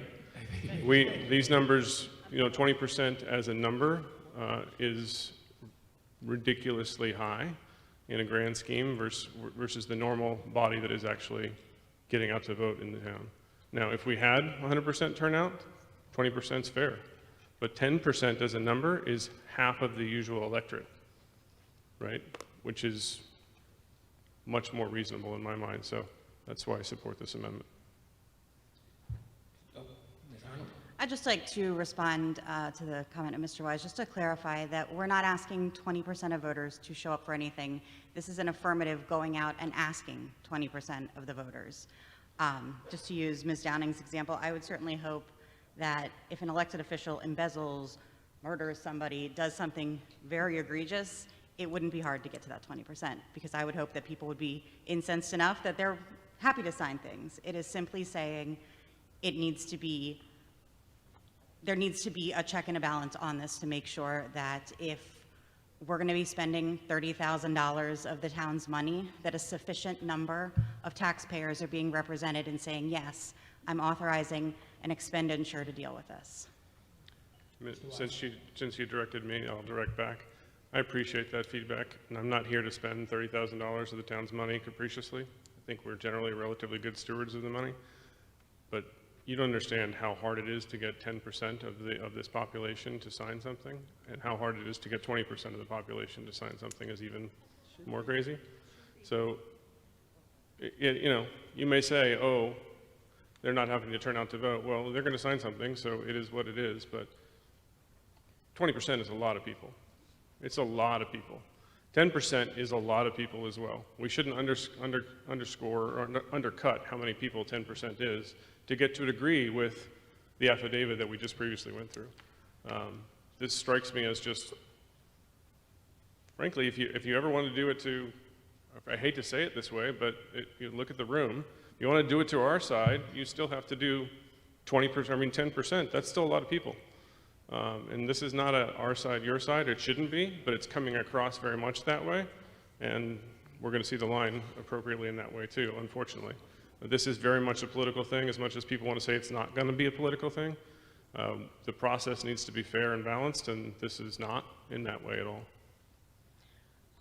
I would just like to say our committee was very diverse. There was no discussion of we're trying to target one side, another side. For us, this is simply about saying that this is a lot of money to be spent, and we want to have a more representative sampling of voters, that's all. Ms. Binder? Thank you, Angela Binder, Precinct 5. I don't know what I can talk about now, but I do have a few comments. We're currently discussing Mr. Arena's proposed amendment. For which one? The numbers down below. Percentage of signatures. Okay, so the percentage of signatures just at the bottom, I would like to say the number of signatures at top, you went from 400, or you went from 250 to approximately 400. Is that correct? Because that's 2% of registered voters. Is that correct? No. We have,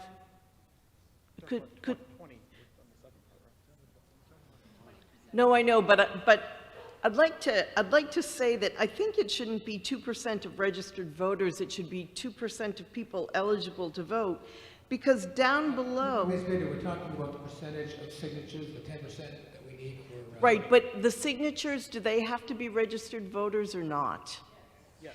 So in the 30 days, whoever is in favor of this petition could actually get people to register. Am I? Okay, so that is another way to increase the number of signatures. So at the top, you have 2% of registered voters. Well, by the time the 30 days are gone, they could have increased the number. Nobody's trying to make anything impossible, but as Ms. Freed said, there will be no fact-checking. It's an allegation. An affidavit is just an allegation. And if the person who is the target of this wants to do something or challenge it, they have to sue. They have to hire a lawyer to do this, to defend themselves. There should be a high bar because of the toll, financial and otherwise, that it takes on the person who is the subject of this, and there's no fact-checking unless that person hires a lawyer and goes through a lot of personal expense, so that there should be a high bar. 20% of voters, I don't think is that hard. It's really not that hard. And it's really not that hard. So I disagree. I think that is a bad, but can we get the number? Is there I think I looked it up. Is there 21,000 registered voters? That's pretty close, yes. Okay, so that would be 2,100 signatures. Is that correct? 4,200. 42, okay. But there could still be people that are registered in between. So I'm going to vote against that. We have a motion to adjourn until Monday evening, non-debatable. Is there a second? Second? All those in favor of adjourning until Monday evening, raise your hand. Those opposed? And the motion carries. We stand adjourned until Monday evening at 7:30. What the heck, Carlo?